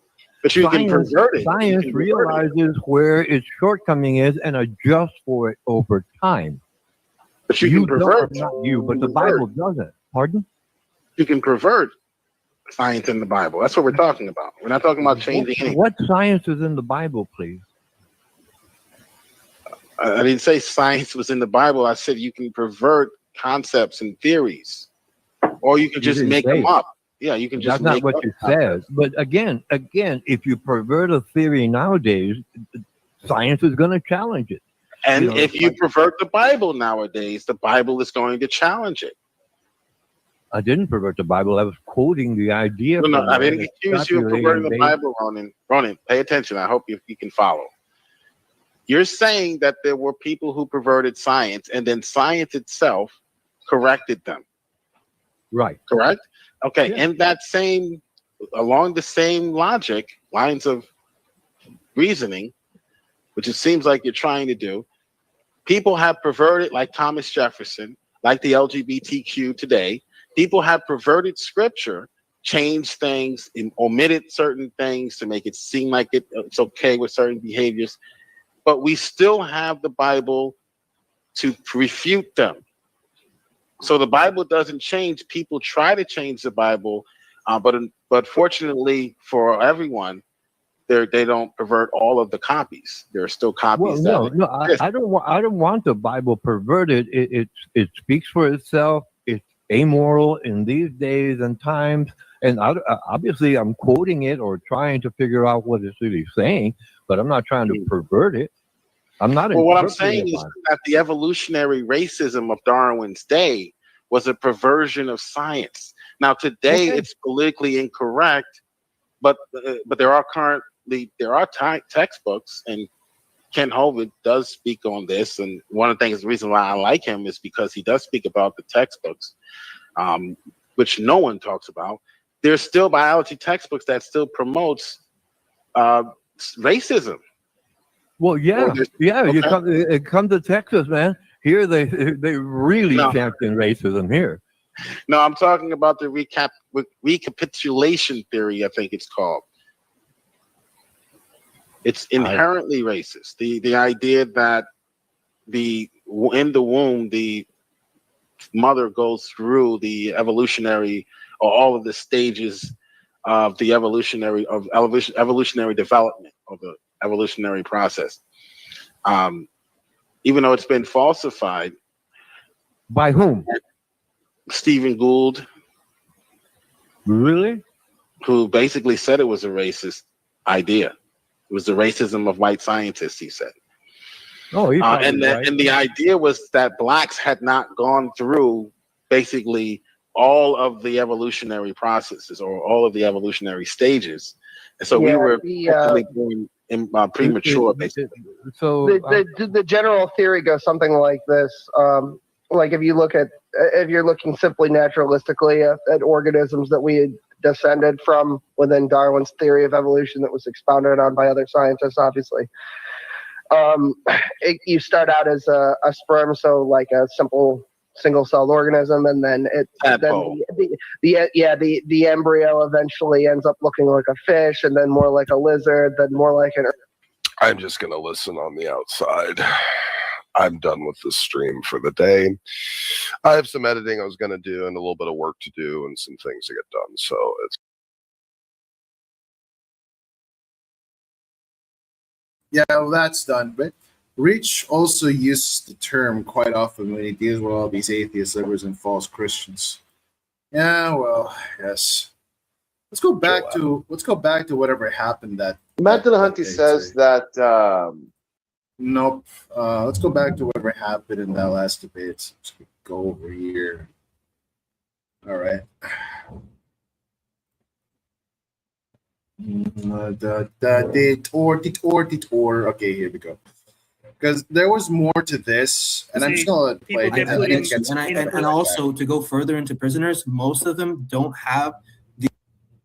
I am even identifying myself in the contract as a slave. Are you going to?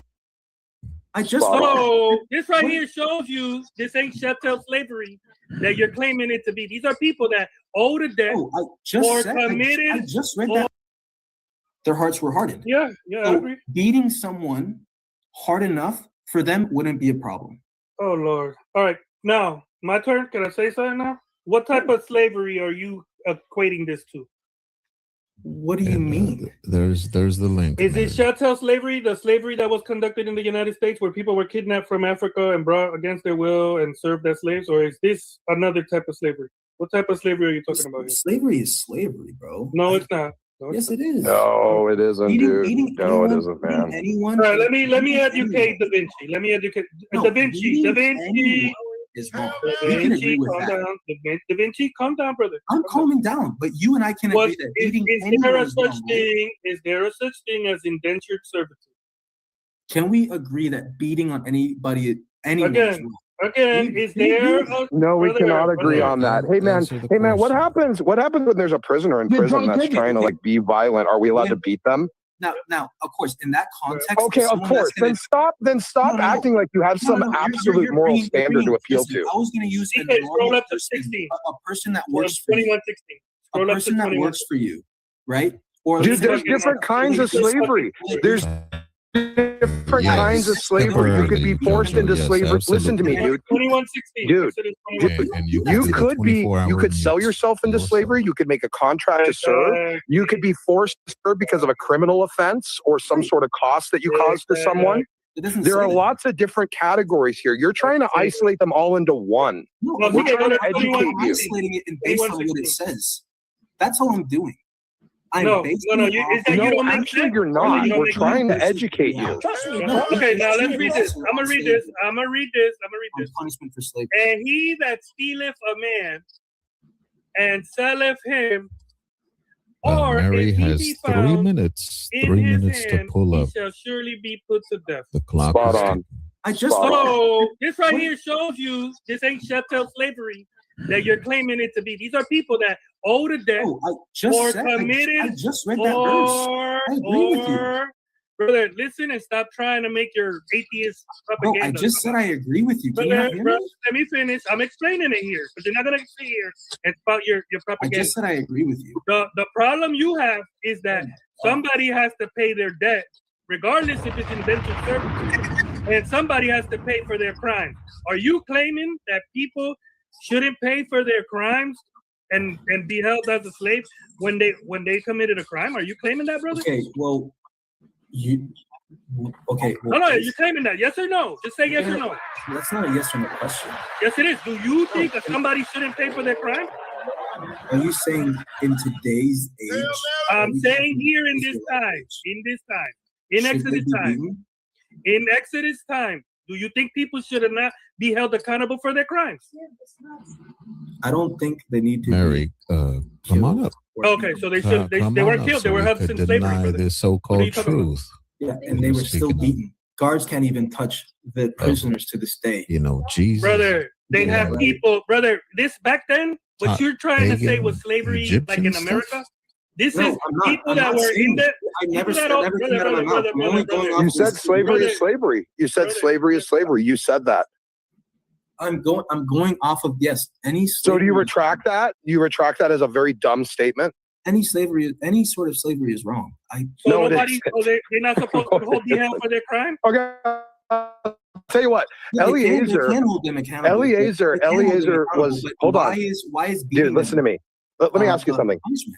Let me ask you something. Eliezer was a slave of Abraham, and if he didn't have an heir, he was going to be an inheritor of all of Abraham's fortune. Okay, he was a beloved friend, an ally, like truly a beloved family member. But he was called a slave. So was that wrong? Look, I didn't. When Joseph was a slave of Pharaoh and lived like a king, was that wrong? No, it is. Oh, so you just said slavery, dude. You're the one that said slavery. You know what? Let me tell you something. Hold on. If I could sign a contract tomorrow, hold on, stop. If I could sign a contract tomorrow to go live, stop, dude. Dude, listen to me. Listen to me. Listen to me. Listen to me. Or not, slavery is wrong. Dude, listen to me. Listen to me. Say tomorrow I decide to sign up for, I don't know, Tom Cruise's personal chef. And I'm basically a slave. I can't leave this island or go anywhere. And I have to leave there and be on call whenever he arrives to prepare food for him. And I am even identifying myself in the contract as a slave. Are you going to tell me I'm not allowed to do that? Time's up, Mary. Time's up. Wow. This guy acted like they were good. This guy was acting like they built Supermax prisons back then. Are you going to let me respond, or are you going to just brother, you're acting like they built Supermax prisons back then, brother. Where was the wooden Jojo, I'm going to give you the sword temporarily. Brother, you're silly. That's what you got to say. I'm silly. No, so you could do the honors of handing over a 24-hour in 1000 BC. Yes, I agree that what you did to yourself is morally and ethically. Yeah, brother, you're morally and ethically. No one has the right to have such a contract. You're morally and ethical because you would allow people to get away with their crimes instead of having them pay the price. Hold on, I got another question. I got another question for the atheist. I got another question for the really moral atheist. I'm not moving on until you let me answer the one question you just asked me.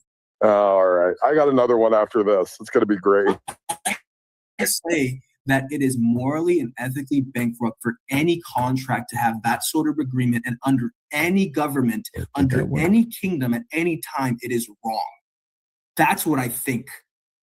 For you to, for any human being to have such a contract is wrong. Yeah. Okay, I got another question. So I know that atheists tend to be pretty, culturally, sexually liberated. So I have a question here. So if someone willfully decides to engage in a committed, long-term contractual dom-slave relationship in their personal dynamic with each other, is that immoral? Absolutely. No kink shaving. I think so. You're gonna go regulate people's bedrooms, folks. We found the first atheist that wants to regulate bedrooms. Outstanding. No, I'm not the first atheist. I'd say that any atheist would subjectively agree with me that that is a wrong contract. That's also an insane lying statement. I'd say that that there would be atheists that agree with me, and that there are some atheists. Every atheist I've talked to is against ever regulating people's bedroom. Yeah. You are absolutely 100% the fringe. You're the first one I've ever heard say that. Well, I don't see that as a problem. I see it as their problem. I see it as their problem because he said this is their problem, but they could do it. See, he's insinuating they could do no, it. I'm not saying they can do it. What are you? No, I never said that. How are you jumping to this conclusion? Because you said it's their problem, not nobody else's problem. But here, no. I'm saying about everybody's problem. I'm saying that's their issue that they have with their view on people. Okay. I'll give you that. But I don't want to be on people. Why do I have to be regulated? They can do whatever they want. No, there has to be. I mean, you could do whatever you want, but there's going to be consequences. Yep, exactly. So would you agree that the consequences here is if you commit a crime, then they put you in slavery because there ain't no prisons? Is that that's a consequence of your crime? Yeah, I agree with that. So you agree with Exodus? So you agree with Exodus 21, brother? You just agree with it? Well, yeah, I mean, sure, but the prisoners back then were not the same as today. Thank You're right. They got away with more stuff. Yep. And I'm gonna ask you. I mean, it's not a life worth living. I don't think you guys have any idea how bad prisons are. Well, I don't think you have an idea how life was back then because you're acting like. I bet you most of those prisoners would have rather lived on that farm and worked for the rest of their life. Nowadays, people get put in. And also to go further into prisoners, most of them don't have the. Most of them are psychologically damaged, and that's why they're in prison. Yeah, brother, we could go with today's to compare prisoners to Da Vinci, all of these educational things that you keep bringing up. Would definitely be jelly. He was looking How are you gonna mock what I'm to saying? be the first. Okay, my bad. I said it wrongly. But all these things that you keep saying, like the psychology, psychiatry, or medical, all this came about because of the Catholic Church or other churches, Christians. It came out because of Christianity, right? So you need to moderate. I mean, I doubt because of Christianity. Sure, but that was not villainizing Christianity, brother. Catholicism is again like, brother. I don't care. What does Catholicism have to do? Can I ask you another question, Da Vinci? I mean, sure, the Catholic Church did push it, but then human beings also had to take the role as such, and then now most of the prisons and all this stuff aren't church owned. Like, there's a lot of private owned hospitals. So to take credit for everything is. Sure, you guys started the movement, but you guys didn't carry through. Da Vinci, can I ask you another question? Yeah. Do you know what the two largest slave economies in the world are right now? Probably China. China's one. China's the top. Man, and I'd say the other one would probably have to be somewhere in Africa. Last I checked, it was actually India, but there could be India. That was going to be my somewhere in Asia. That was going to be my other guess. But then there's a lot of others that are kind of like shortly behind, and like Congo, Pakistan, things like that. But anyway, there's a lot of these slave economies. So the biggest two slave economies in the world are China and India, right? And you hate slavery, right? Like, you despise slavery. Like, you think it's wrong and immoral, and you would never condone it or support it ever. Yeah. Right. How many of your things in your house are made in China? Unfortunately, I mean, I try my best not. I'm sure you do. Yeah, no. What you do is you don't even think about it. No, I do. I actually do. Hi, guys. I just came back. I had to go grab a beverage. I'm sorry. Internet. Whoa, you will get on the internet. That's a reach, bro. Hold on. No, it isn't. From China. You will get on the internet on probably a Chinese-made component system or computer. To whine about slavery and how wrong slavery is. And if you can't see the hypocrisy of that, you're insane. It's completely different. No, it's completely different. Completely different. No, it's completely different because I'm not going out of my way to approve it. Had I been aware Can you not choose to purchase things that aren't made in China? Yep. And I don't. I try my best not to. Then you don't care. Then you don't care about slavery. So stop pretending you do. Wait, what are you saying? Wait, whoa. How do you jump from me buying stuff for China means I don't care about slavery? Because you're indirectly contributing to it. No, I can't say that because unless I can find the source business that's producing these things, I can't say that they are. But you are, brother. It don't matter if you ignore. You're ignorant about it, but you know that it's happening. I did about the Exodus first. You brother, said that you're indirectly ignorant, so you know you're doing it. Okay, so here's no, I don't do it. I don't do it intentionally. That's pretty rude to say that. But you are doing it. Here's the funny thing about all this. Being an ambassador, you don't even think about it because you don't actually care. You're just a hypocrite. You're just someone that likes to whine on the internet against Christians. And had I been in person with you and we had this conversation, this would have gone a completely different tone. I would have recorded this. I would have posted this, and I would have made sure. Yeah, and you would have got caught how dumb that you are saying such harsh and callous things that you would lose your job. And you would have got. I recorded you and I sent it to your job. And everything that you have said, you would lose your job. Brother, we're not worried about your nonsense because again, you do like number one. Hey, buddy, I own my own business. I'm not going to lose my job. I own my own business. I'm not going to lose my job. That's number one. Number two, I run a channel. Number two, I run a channel, and I promise you, I'm 100 times more miles over here than I am over there. You would probably get kicked off. Brother, you know how low canceled for everything you're saying. Unless you want on you get canceled, man. He don't have an argument now. That's crazy. He can't kick him. He doesn't have any He doesn't argument. like free speech. How can any of that come out of your mouth? I have never gone to the extent. You don't have no argument now, brother. You don't have no argument. But to this, brother, you ain't got no argument. Yeah. Are you playing the victim card now? No, he's the threatening card. Da Vinci, you were muted by the chat. Yeah. Start your time right now. And he said, okay, so I just want to say something. He said, hold on. Orlando said, mute the atheists for having too many products made by slaves. You're in league with the You're a feminine man. So you got him, Smokey.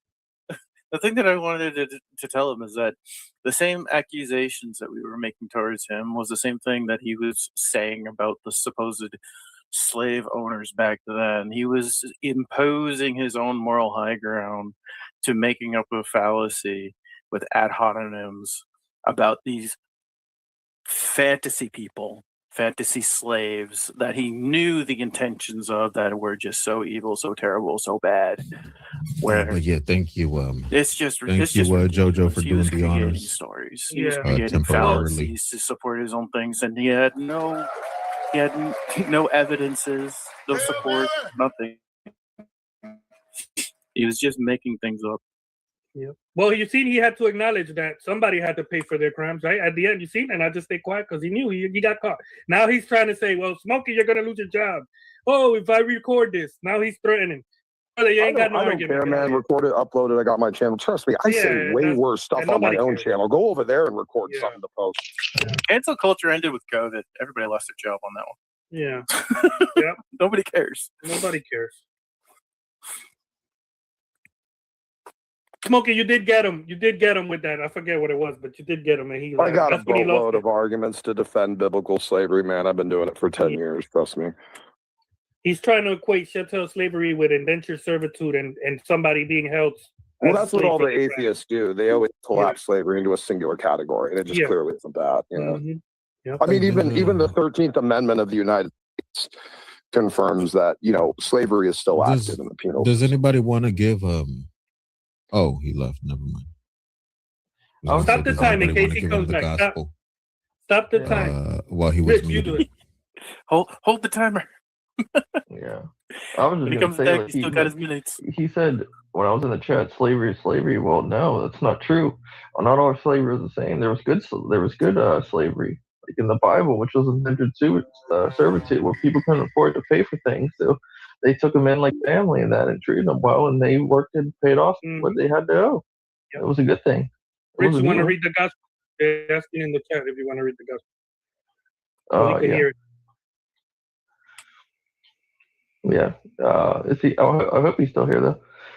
But if you believe that, you got to repent, man. You got to change your mind and from unbelief, not believing that there's God. Believe there's God, man. You need to trust in Jesus Christ, death on the cross for your sins, that he was buried and that he rose from the dead on the third day, and you will be saved. your sins will be quite clean.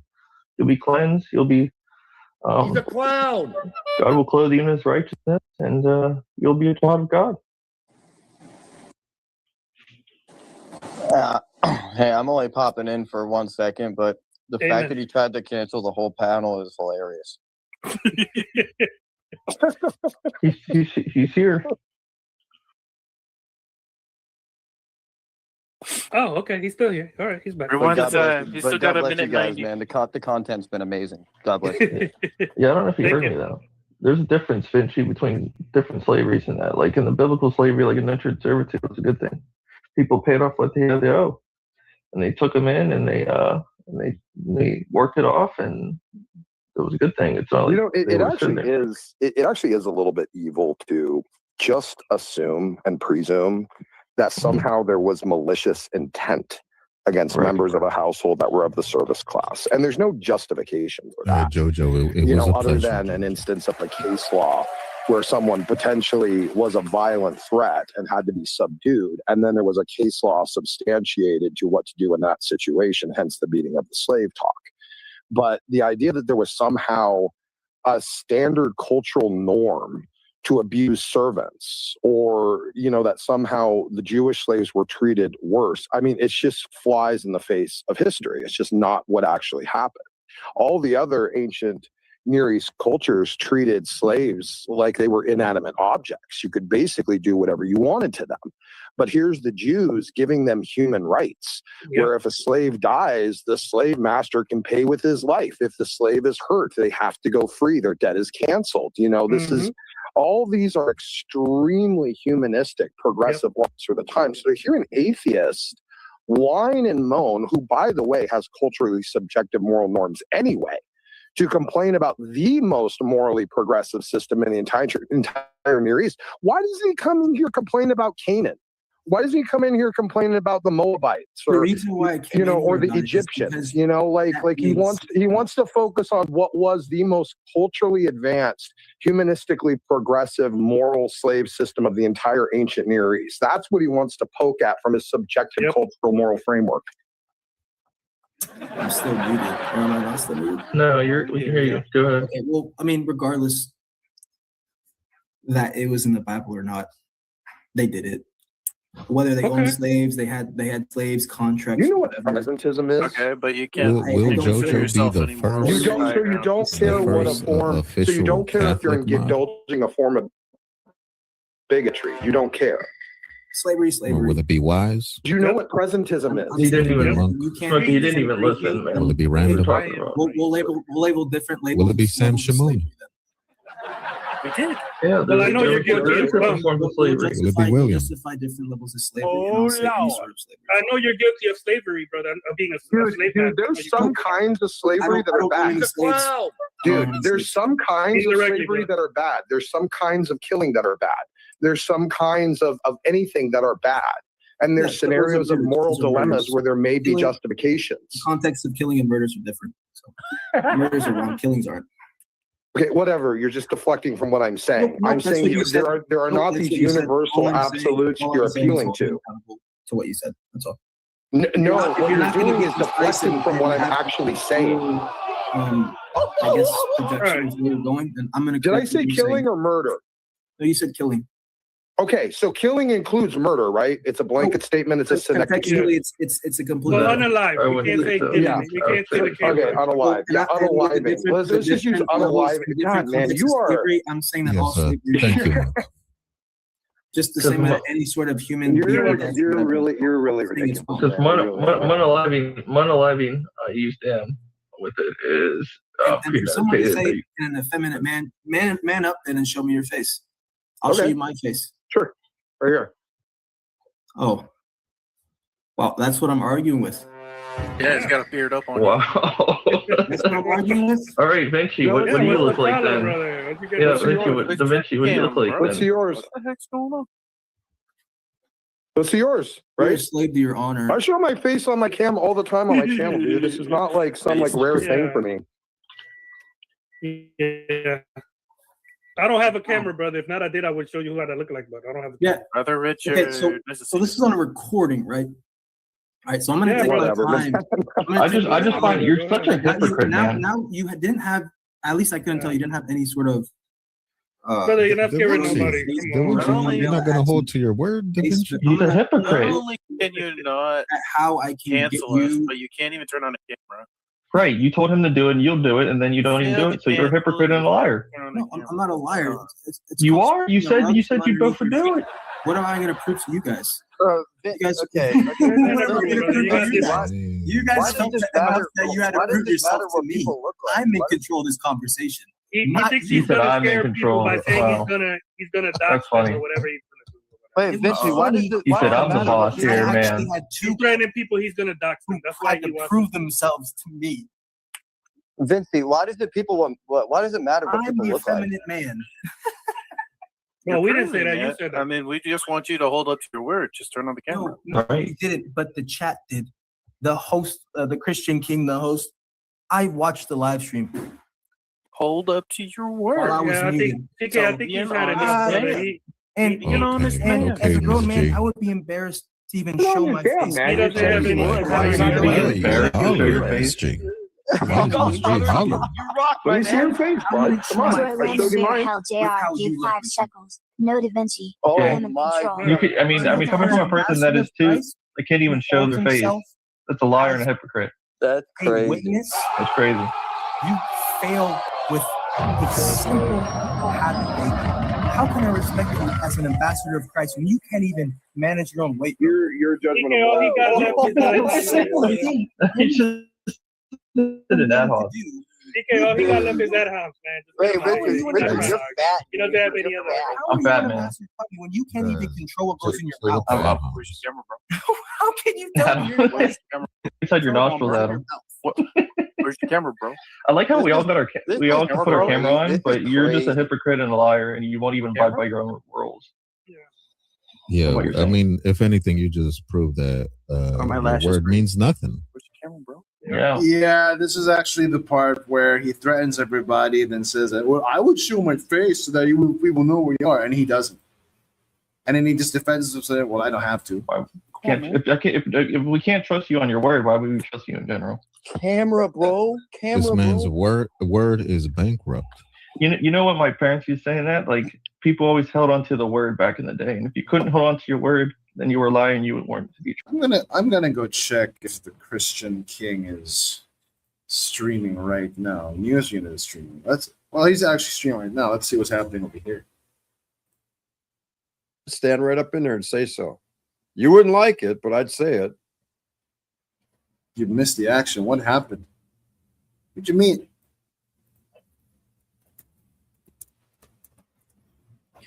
I don't want to quit either, so I need some encouragement there. I don't get any hardly encouragement. My lady gives me some, though. Look at that. Isn't that nice? She sure did. I'm lucky I got that.